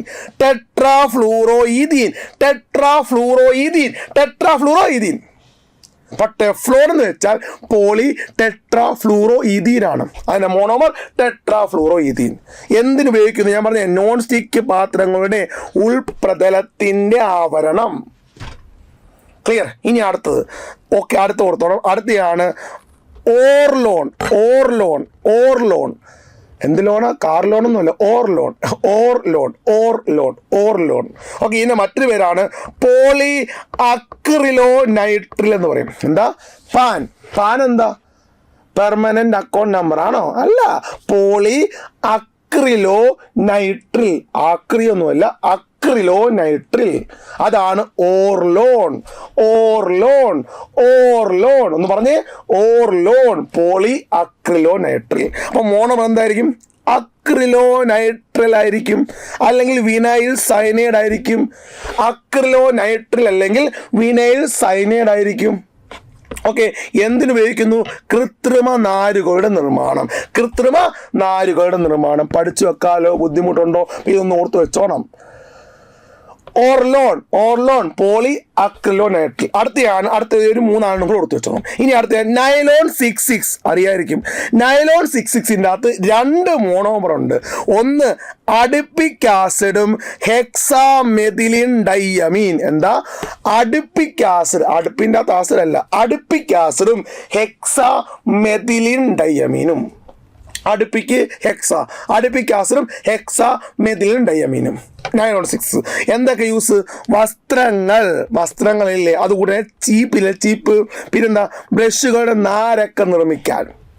ബ്രഷുകളുടെ നാര്, വസ്ത്രങ്ങൾ, ചീപ്പൊക്കെ നിർമ്മിക്കാൻ ഉപയോഗിക്കുന്നു.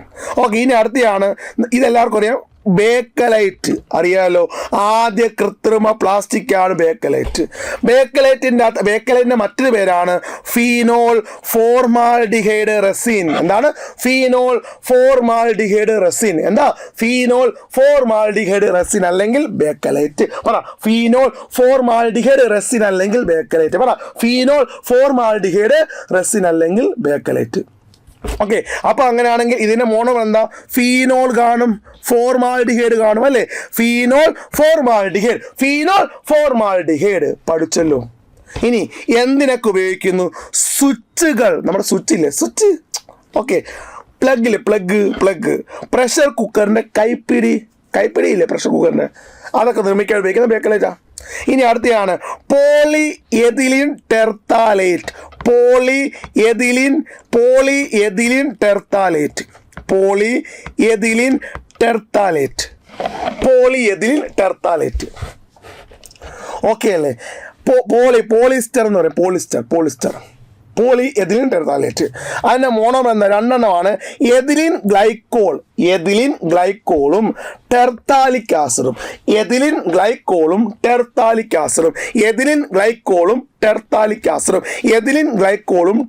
ആസിഡും. ഇതിൻ്റെ ഉപയോഗം എന്താ? നമുക്കറിയാം, ടാർപോളിൻ ഷീറ്റ്. ഓക്കെ, അടുത്ത കുപ്പികൾ, ഈ സോഫ്റ്റ് ഡ്രിങ്കിൻ്റെ കുപ്പികൾ, അത് തന്നെ. പിന്നെ വസ്ത്രങ്ങൾ, പോളിസ്റ്റർ തുണി അല്ലേ, അതിനൊക്കെയാണ് പോളി എഥിലിൻ ടെർത്താലേറ്റ് അല്ലെങ്കിൽ പെറ്റ് ഉപയോഗിക്കുന്നത്. Poly ethylene terephthalate. അപ്പോൾ ഇത്രയും ഒന്ന് പഠിച്ചവർ പഠിക്കണം. ഇത്രയും ടെക്സ്റ്റ് ബുക്ക് കിടക്കുന്നതാണ് ഈ 2 കോളം. എന്തിയാ, നിങ്ങൾ പഠിച്ചു വെച്ചോ. പോളി എഥിലിൻ ടെർത്താലേറ്റ് അല്ലെങ്കിൽ പോളിസ്റ്ററിൻ്റെ അകത്ത് മോണോമർ എഥിലിൻ ഗ്ലൈക്കോളും ടെർത്താലിക് ആസിഡുമാണ്. ക്ലിയർ? എന്നാൽ നൈലോൺ 66 ആണെങ്കിൽ അഡിപ്പിക് ആസിഡും ഹെക്സാമെഥിലിൻ ഡയമീനും. അങ്ങനെയാണ് ഫീനോൾ ഫോർമാൽഡിഹൈഡ് റെസിൻ അല്ലെങ്കിൽ ബേക്കലൈറ്റ് ചോദിച്ചാൽ ഫീനോളും ഫോർമാൽഡിഹൈഡും സെറ്റാണ്. ഇനി ഇതാണ് ക്വസ്റ്റ്യൻ ചോദിച്ചത്. നോക്കിയേ, ഇതും ടെക്സ്റ്റ് ബുക്ക് കിടക്കുന്നത് കണ്ടോ. ഇത് ടെക്സ്റ്റ് ബുക്കിലെ കാര്യം തന്നെയാണ് ചോദിക്കുന്നത്. പോളിമർ അത് കിട്ടുന്ന സോഴ്സിനെ അടിസ്ഥാനമാക്കി പ്രധാനമായും 2ആയി തരംതിരിക്കാം. കിട്ടുന്ന സോഴ്സ്, ഒന്ന് പ്രകൃതിദത്ത പോളിമർ, അത് പ്രകൃതിയിൽ നിന്ന് കിട്ടുന്നത്. 2 മനുഷ്യനിർമ്മിത പോളിമർ. പ്രകൃതിദത്ത പോളിമർ ആണ് പഠിച്ചോ, സെല്ലുലോസ്, സ്റ്റാർച്ച്, സ്വാഭാവിക നാച്ചുറൽ റബ്ബർ. സെല്ലുലോസ്, സ്റ്റാർച്ച് കിട്ടും, നാച്ചുറൽ റബ്ബർ. എന്നാൽ പോളിത്തീൻ, നൈലോണ്, ബേക്കലൈറ്റ്, PVC, കൃത്രിമ റബ്ബർ, ഇതെല്ലാം എന്താണ്? കൃത്രിമ റബ്ബർ ഏതൊക്കെയാണെന്ന് ഞാൻ പറഞ്ഞുതരാം, അതൊക്കെ ഒന്ന് ഓർത്ത് വെച്ചു. അപ്പോൾ ഇതെല്ലാം എന്താണ്? മനുഷ്യനിർമ്മിത പോളിമറാണ്. പോളിത്തീൻ, നൈലോൺ ഇപ്പോൾ പറഞ്ഞ നൈലോൺ, അതുകൂടെ തന്നെ ബേക്കലൈറ്റും PVC, കൃത്രിമ റബ്ബർ എല്ലാം എന്താണ്? മനുഷ്യനിർമ്മിതമാണ്, മാൻമെയ്ഡാണ്. ഇത് നാച്ചുറാണ്. ഓക്കെ, ഇതാണ് സെല്ലുലോസ് എന്ന ക്വസ്റ്റ്യൻ ഓപ്ഷൻ കിടന്നാണ്ടോ അപ്പോൾ എവിടെ നിന്നൊക്കെ വരുന്ന സോഴ്സ് നിങ്ങൾക്ക് മനസ്സിലായോ? അപ്പോൾ SCERT നല്ല രീതിയിൽ പഠിച്ചു പോവുക. Okay, clear. 14 ക്വസ്റ്റ്യനാണ്, 7 ക്വസ്റ്റ്യനോളമാണ് ഒരു സ്റ്റേജ് എക്സാമിൽ കെമിസ്ട്രിയിൽ നിന്ന് വന്നത്. ഓക്കെ, അപ്പോൾ നിങ്ങൾ വ്യക്തമായി അത് പഠിച്ചു പോവുക കേട്ടോ. അടുത്തത്, ഇനി ഈ പറയുന്ന പോളിമറിന്റെ ഭൗതിക സ്വഭാവത്തെ അടിസ്ഥാനമാക്കി 3ആയി തിരിക്കാം. 1 ഫൈബറുകൾ, 2 പ്ലാസ്റ്റിക്കുകൾ, 3 റബ്ബറുകൾ. എന്താ? ഫൈബറുകൾ, പ്ലാസ്റ്റിക്കുകൾ, റബ്ബറുകൾ. ഫൈബറുകൾ, പ്ലാസ്റ്റിക്കുകൾ, റബ്ബറുകൾ. എന്താ ഫൈബർ? ബലമുള്ള നൂലുകൾ നിർമ്മിക്കാൻ അനുയോജ്യമായ പോളിമർ. ബലമുള്ള നൂലുകൾ നിർമ്മിക്കാൻ ആവശ്യമായ പോളിമറാണ് എന്ത്?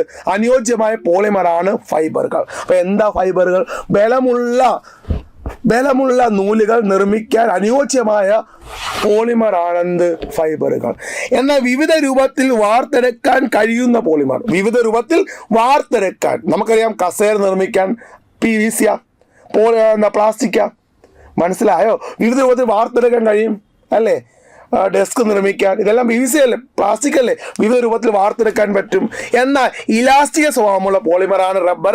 ഇലാസ്റ്റികത സ്വഭാവമുള്ള പോളിമറാണ് റബ്ബറുകൾ. ഒന്നും കൂടെ പറ. ബലമുള്ള നൂലുകൾ നിർമ്മിക്കാൻ അനുയോജ്യമായ പോളിമർ പറ. അത് ഫൈബർ. വിവിധ രൂപത്തിൽ വാർത്തെടുക്കാൻ പറ്റുന്നത് പ്ലാസ്റ്റിക്. ഇലാസ്റ്റിക് സ്വഭാവമുള്ളത് റബ്ബർ. ക്ലിയർ? ഈ 3 ഡെഫിനിഷൻ ഒന്ന് ഓർത്ത് വെച്ചു. ബലമുള്ള നൂലുകൾ പറ ഫൈബർ. അങ്ങനെയാണെങ്കിൽ വിവിധ രൂപത്തിൽ വാർത്തെടുക്കാൻ കഴിയുന്നത് പ്ലാസ്റ്റിക്. ഓക്കെ. അങ്ങനെയാണെങ്കിൽ ഇലാസ്റ്റിക് സ്വഭാവമുള്ളത് റബ്ബർ. ഓക്കെ ആണല്ലോ? ഇനി പഠിച്ചു വെച്ചോളൂ. ഇനി പ്ലാസ്റ്റിക്കിന്റെ ചരിത്രം ഒന്ന് ജസ്റ്റ് നോക്കാം. രൂപമാറ്റം വരുത്താൻ കഴിയുന്നത് എന്നർത്ഥം വരുന്ന പ്ലാസ്റ്റിക്കോസ് എന്ന ഗ്രീക്ക് വാക്കിൽ നിന്നാണ് പ്ലാസ്റ്റിക്കിന് ആ പേര് കിട്ടിയത്. രൂപമാറ്റം വരുത്താൻ കഴിയുന്നത് എന്നർത്ഥം, രൂപമാറ്റം വരുത്താൻ കഴിയും, അതല്ലേ വിവിധ രൂപത്തിൽ വാർത്തെടുക്കാൻ കഴിയുമെന്ന് പറഞ്ഞത്. അപ്പോൾ രൂപമാറ്റം വരുത്താൻ കഴിയുമെന്ന് അർത്ഥം വരുന്ന പ്ലാസ്റ്റിക്കോസ് എന്ന വാക്കിൽ നിന്നാണ് പ്ലാസ്റ്റിക് എന്ന വാക്കുണ്ടായത്.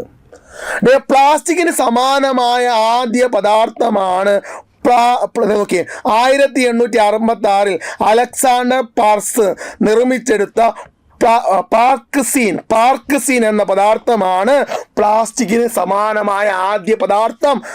പാർക്സീൻ ആര്? Alexander parks. എന്നാൽ ആദ്യ കൃത്രിമ പ്ലാസ്റ്റിക് ചോദിച്ചാൽ അത് ബേക്കലൈറ്റ് ആണ്. 1909 ലിയോ ബേക്കലൈറ്റ് ആണ് നിർമ്മിച്ചത്. ആദ്യ കൃത്രിമ പ്ലാസ്റ്റിക് ചോദിച്ചാൽ അത് ബേക്കലൈറ്റ് ആണ്. എന്നാൽ പ്ലാസ്റ്റിക്കിന് സമാനമായ പദാർത്ഥം ചോദിച്ചാൽ അത് ആദ്യമായി നിർമ്മിച്ചത് അലക്സാണ്ടർ പാർക്സ് എന്ന പാർക്സീൻ. ഒന്നോർത്ത് വെച്ചു. രൂപമാറ്റം വരുത്താൻ കഴിയുന്ന എന്ന അർത്ഥം വരുന്ന പ്ലാസ്റ്റിക്കോസ് എന്ന വാക്കിൽ നിന്നാണ്. ക്ലിയർ? ഇനി നമ്മൾ പഠിക്കാൻ പോകുന്നത് തെർമോ പ്ലാസ്റ്റിക്കും തെർമോസെറ്റിംഗ് പ്ലാസ്റ്റിക്കും. പോളിമർ ഏകദേശം ഒന്നെല്ലാം പറഞ്ഞു തരുന്നുണ്ട്, പഠിച്ചോണേ. തെർമോ പ്ലാസ്റ്റിക്കും തെർമോസെറ്റിംഗ് പ്ലാസ്റ്റിക്കും. ഓക്കെ അല്ലേ? അപ്പൊ എന്താ തെർമോ പ്ലാസ്റ്റിക് എന്ന് വെച്ചാൽ ഒന്നുമില്ല മക്കളെ, പഠിച്ചോണം. ചൂടാക്കുമ്പോൾ മൃദുവാകുകയും തണുപ്പിക്കുമ്പോൾ ദൃഢമാവുകയും ചെയ്യുന്നു. അത്തരം പ്ലാസ്റ്റിക്കിനെ പറയുന്ന പേരാണ് തെർമോ പ്ലാസ്റ്റിക്. ഈ പ്രവർത്തനം എത്ര പ്രാവശ്യം വേണമെങ്കിലും ആവർത്തിക്കാം. എന്ന് വെച്ചാൽ റീസൈക്ലിംഗ് ചെയ്യാൻ പറ്റുന്ന പ്ലാസ്റ്റിക്. കാരണം നമുക്കറിയാം, നമ്മുടെ വീട്ടിൽ വന്നിട്ട് കുറേ ആളുകൾ വന്ന് ഈ പറഞ്ഞ ഈ ആക്രിക്കാർ അല്ലേ വന്നിട്ട് എന്ത് ചെയ്യും? കുറേ പ്ലാസ്റ്റിക് എടുത്തുകൊണ്ട് പോകും.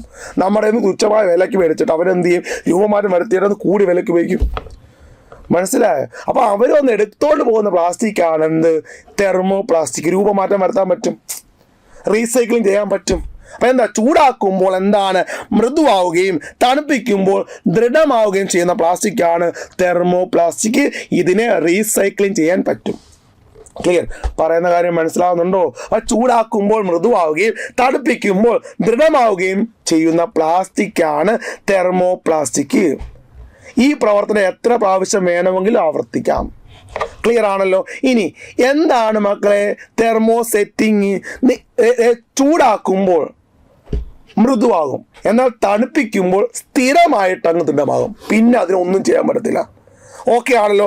നോക്കിയേ, ചൂടായ അവസ്ഥയിൽ മൃദുവാകുകയും എന്നാൽ തണുപ്പിക്കുമ്പോൾ സ്ഥിരമായിട്ട് ദൃഢമാവുകയും ചെയ്യുന്ന പ്ലാസ്റ്റിക്കാണ് തെർമോസെറ്റിംഗ് പ്ലാസ്റ്റിക്. മനസ്സിലായോ? ചൂടാക്കുമ്പോൾ മൃദുവാകും, തണുപ്പിക്കുമ്പോൾ സ്ഥിരമായിട്ട് ദൃഢമാകും.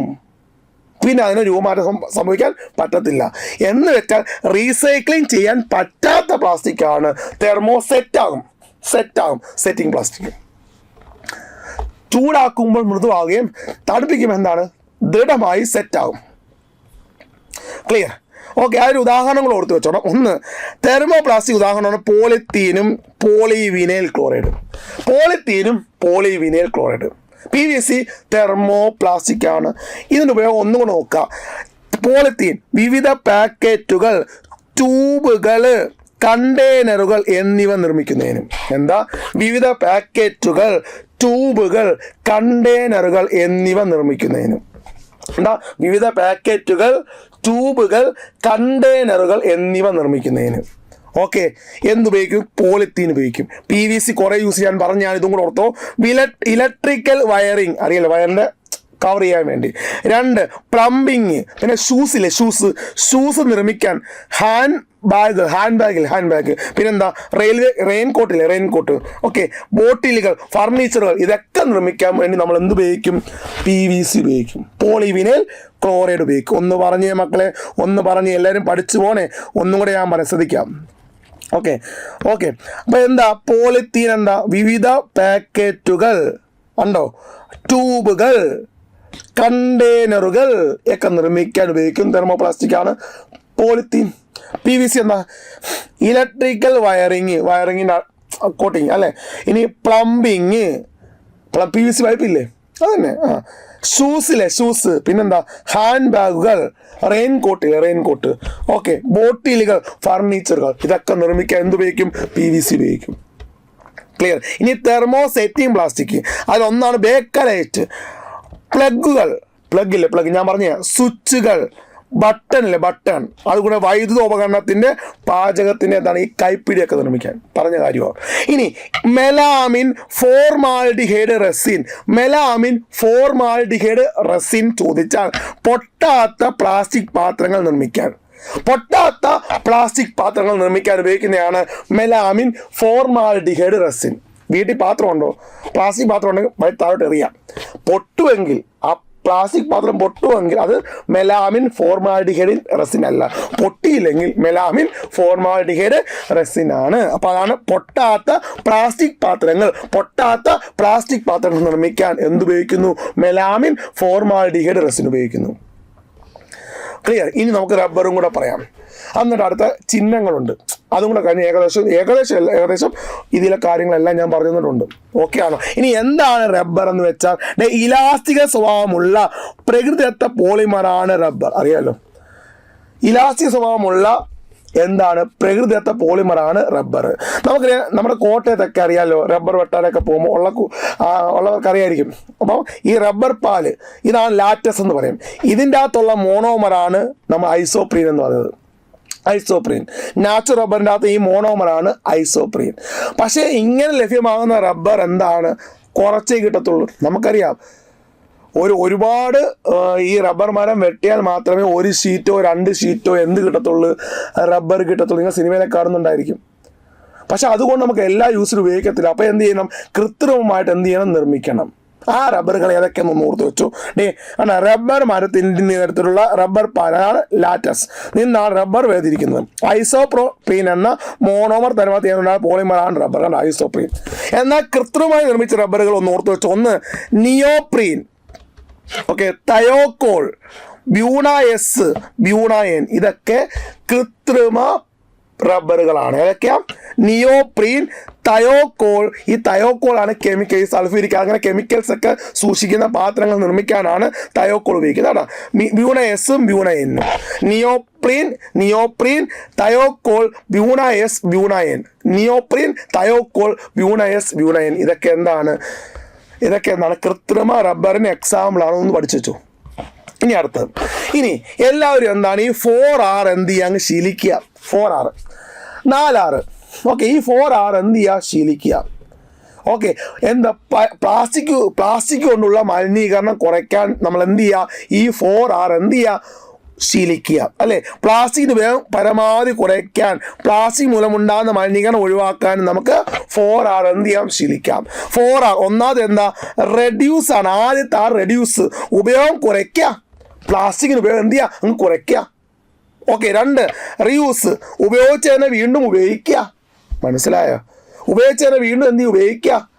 ഇനി റെഫ്യൂസ്, നൽകാതിരിക്കുക അല്ലെങ്കിൽ സ്വീകരിക്കാതിരിക്കുക. ആരെങ്കിലും നിങ്ങൾക്ക് പ്ലാസ്റ്റിക് തരുവാണെങ്കിൽ വേണ്ട, പ്ലാസ്റ്റിക് വേണം, ഞാൻ പ്ലാസ്റ്റിക് ഉപയോഗം നിരോധിച്ചിരിക്കുന്നു എന്ന് പറയുക.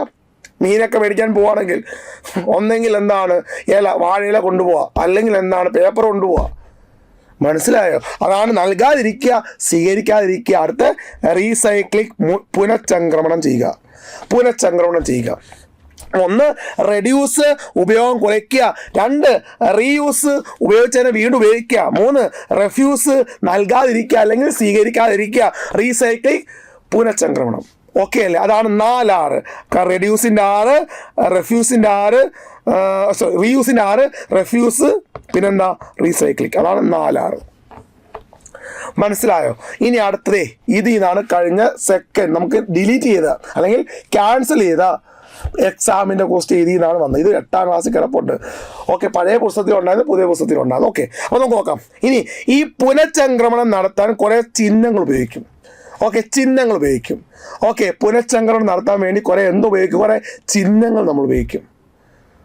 ഓക്കെ അല്ലേ? ഓക്കെ, അതിൽ ഒന്നാമത്തെയാണ് പെറ്റ്. നമ്മൾ നേരത്തെ പറഞ്ഞ ഒന്നാമത്തെ ചിഹ്നം എന്താണ്? പെറ്റാണ്. Poly ethylene ടെർത്താലേറ്റ്.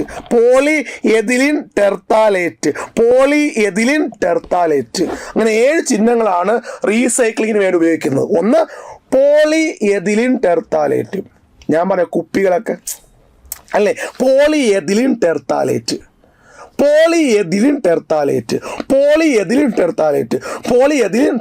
അല്ലെങ്കിൽ പോളിസ്റ്റർ അല്ലേ, പഠിച്ചതല്ലേ? പോളിയെഥിലീൻ ടെർത്താലേറ്റ്. ഓക്കെ, അതാണ് ഒന്നാമത്തെ ചിഹ്നം. 2ാം ചിഹ്നമാണ് HDP. എന്ത് HDP? High density പോളിയെഥിലീൻ. അതാണ് സാന്ദ്രത കൂടിയ പോളിയെഥിലീൻ.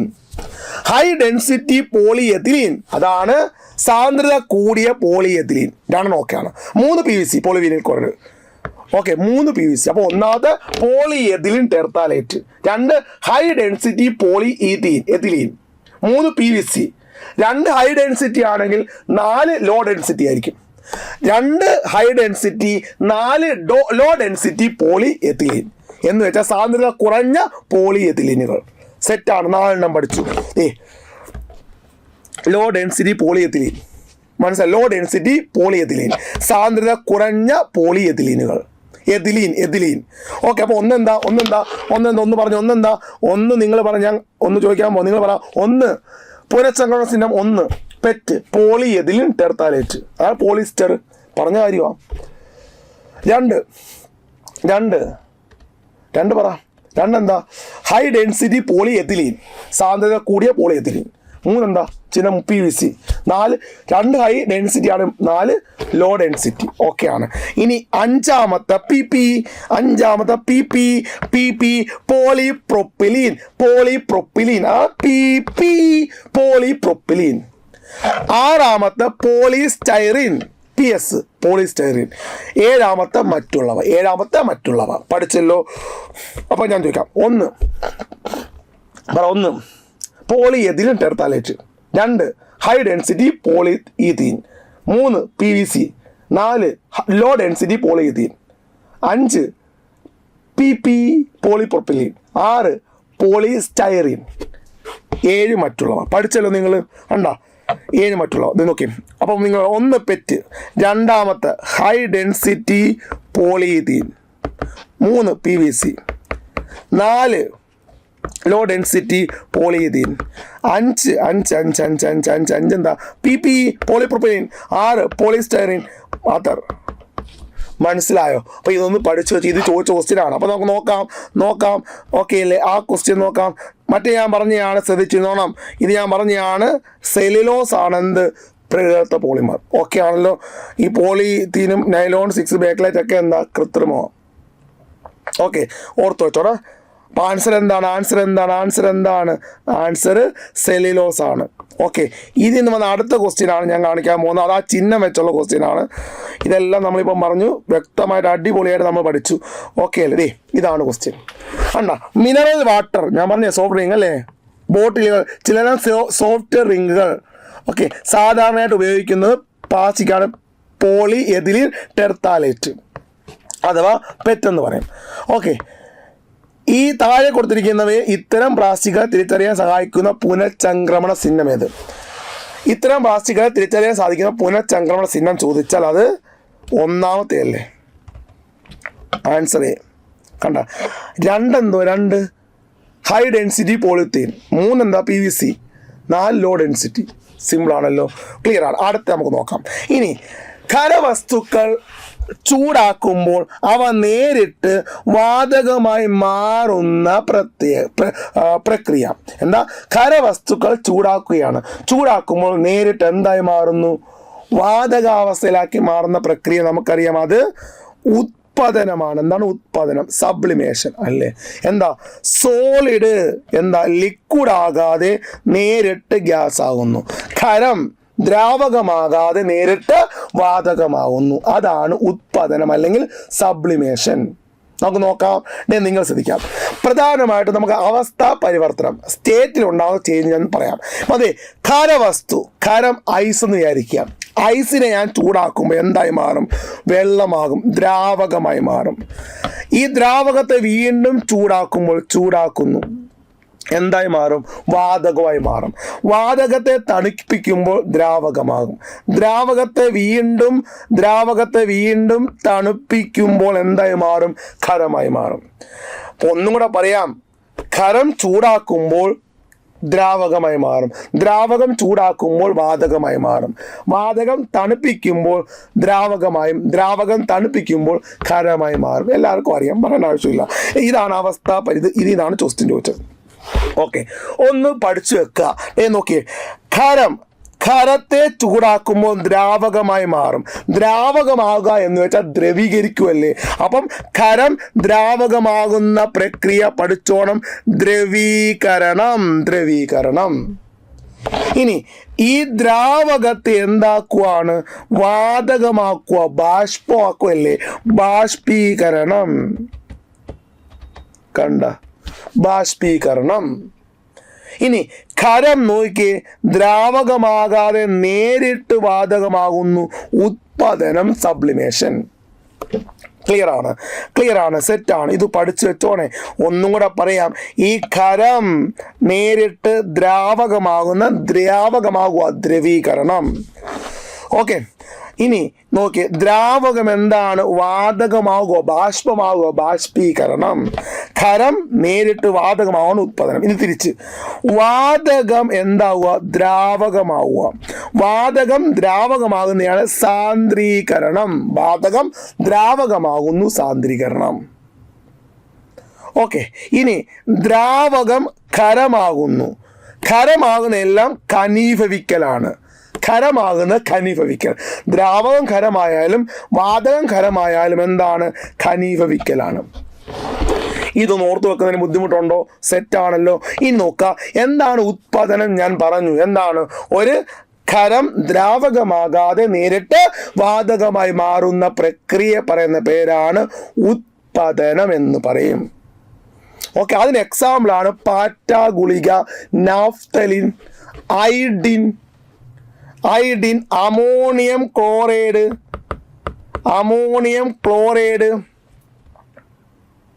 കർപ്പൂരം. കണ്ട, നോക്കിയേ, പാറ്റ ഗുളിക, അയഡിൻ. കണ്ട, പാറ്റ ഗുളികയാണ് നാഫ്തലിൻ, അമോണിയം ക്ലോറൈഡ്, കർപ്പൂരം. ഇതൊക്കെ എന്തിന് ഉദാഹരണമാണ്? സബ്ലിമേഷൻ ഉദാഹരണമാണ്. ക്ലിയർ ആണല്ലോ. ഇനി അടുത്ത ക്വസ്റ്റ്യൻ, ലാസ്റ്റ് ക്വസ്റ്റ്യൻ. ഖരാവസ്ഥയിലുള്ള സ്നേഹകം ഏത്? സ്നേഹകം മീൻസ് ലുബ്രിക്കൻ്റ്. അത് ഗ്രാഫൈറ്റ് ആണ്. എന്താ ലുബ്രിക്കൻ്റ് എന്ന് വെച്ചാൽ ഫ്രിക്ഷൻ, ഹർഷണം കുറയ്ക്കാൻ ഉപയോഗിക്കുന്ന പദാർത്ഥങ്ങളെ പറയുന്ന പേരാണ് ലുബ്രിക്കൻ്റ് എന്ന് പറയും. നമുക്കറിയാം, ഇപ്പോൾ ചെയിനൊക്കെ ഗ്രീസ് ഇടത്തില്ലേ? ചെയിൻ നല്ല സ്മൂത്തായി കറങ്ങാൻ വേണ്ടി ഗ്രീസൊക്കെ ഒരു ലുബ്രിക്കൻ്റാണ്. ചെയിനിൽ ലൂബ് ചേർക്കത്തില്ലേ? അപ്പം ഖരാവസ്ഥയിലുള്ള സ്നേഹകം എന്താണ്? അത് ഗ്രാഫൈറ്റ് ആണ്. ഒന്ന് ഓർത്ത് വെച്ചാൽ, ഖരാവസ്ഥയിലുള്ള സ്നേഹകമായിട്ട് നമ്മൾ ഉപയോഗിക്കുന്നത് ഗ്രാഫൈറ്റ് ആണ്. എന്താണ്? ഗ്രാഫൈറ്റ് ആണ്. ഇവിടെ കിടപ്പുണ്ടേ, കണ്ട, ഗ്രാഫൈറ്റ് എന്തായിട്ട് ഉപയോഗിക്കുന്നത്? സ്നേഹകമായിട്ട് ഉപയോഗിക്കുന്നു. എന്തുകൊണ്ടാണെന്ന് ചോദിച്ചാൽ, ഒന്ന്, ഗ്രാഫൈറ്റ് മൃദുവാണ്, സോഫ്റ്റ് ആണ്. 2, തെന്നി മാറുന്നു. രണ്ടെന്താ? തെന്നി മാറുന്നു. ഇങ്ങനെ തെന്നി മാറുന്നു. ഒന്നെന്താണ്? മൃദുവാണ്. 2, തെന്നി മാറുന്നു. 1 മൃദുവാണ്, 2 തെന്നി മാറുന്നു. മൂന്നാമത്തെ പോയിന്റ് ആണ് ബാഷ്പീകരണ സ്വഭാവമില്ല. അതുകൊണ്ടൊക്കെയാണ് സ്നേഹകം അല്ലെങ്കിൽ ലുബ്രിക്കൻ്റ് ആയിട്ട് എന്തുപയോഗിക്കാൻ കാരണം, ഗ്രാഫൈറ്റ് ഉപയോഗിക്കാൻ കാരണം. അപ്പോൾ ഇത്രയും കാര്യങ്ങൾ നിങ്ങൾക്ക് മനസ്സിലായ മക്കളെ. അപ്പോൾ ഇത്രയും കാര്യങ്ങൾ എന്ത് ചെയ്യുക, കൃത്യമായിട്ട് നിങ്ങൾ എന്ത് ചെയ്യുക, പഠിക്കുക. ഓക്കെ ആണല്ലോ. അപ്പോൾ നമുക്ക് അടുത്ത ക്ലാസ്സിൽ കാണാം. സെറ്റായിട്ട് അടുത്ത എക്സാം എഴുതുന്നവരൊക്കെ അടിപൊളിയായിട്ട് എഴുതുക. Thank you very much.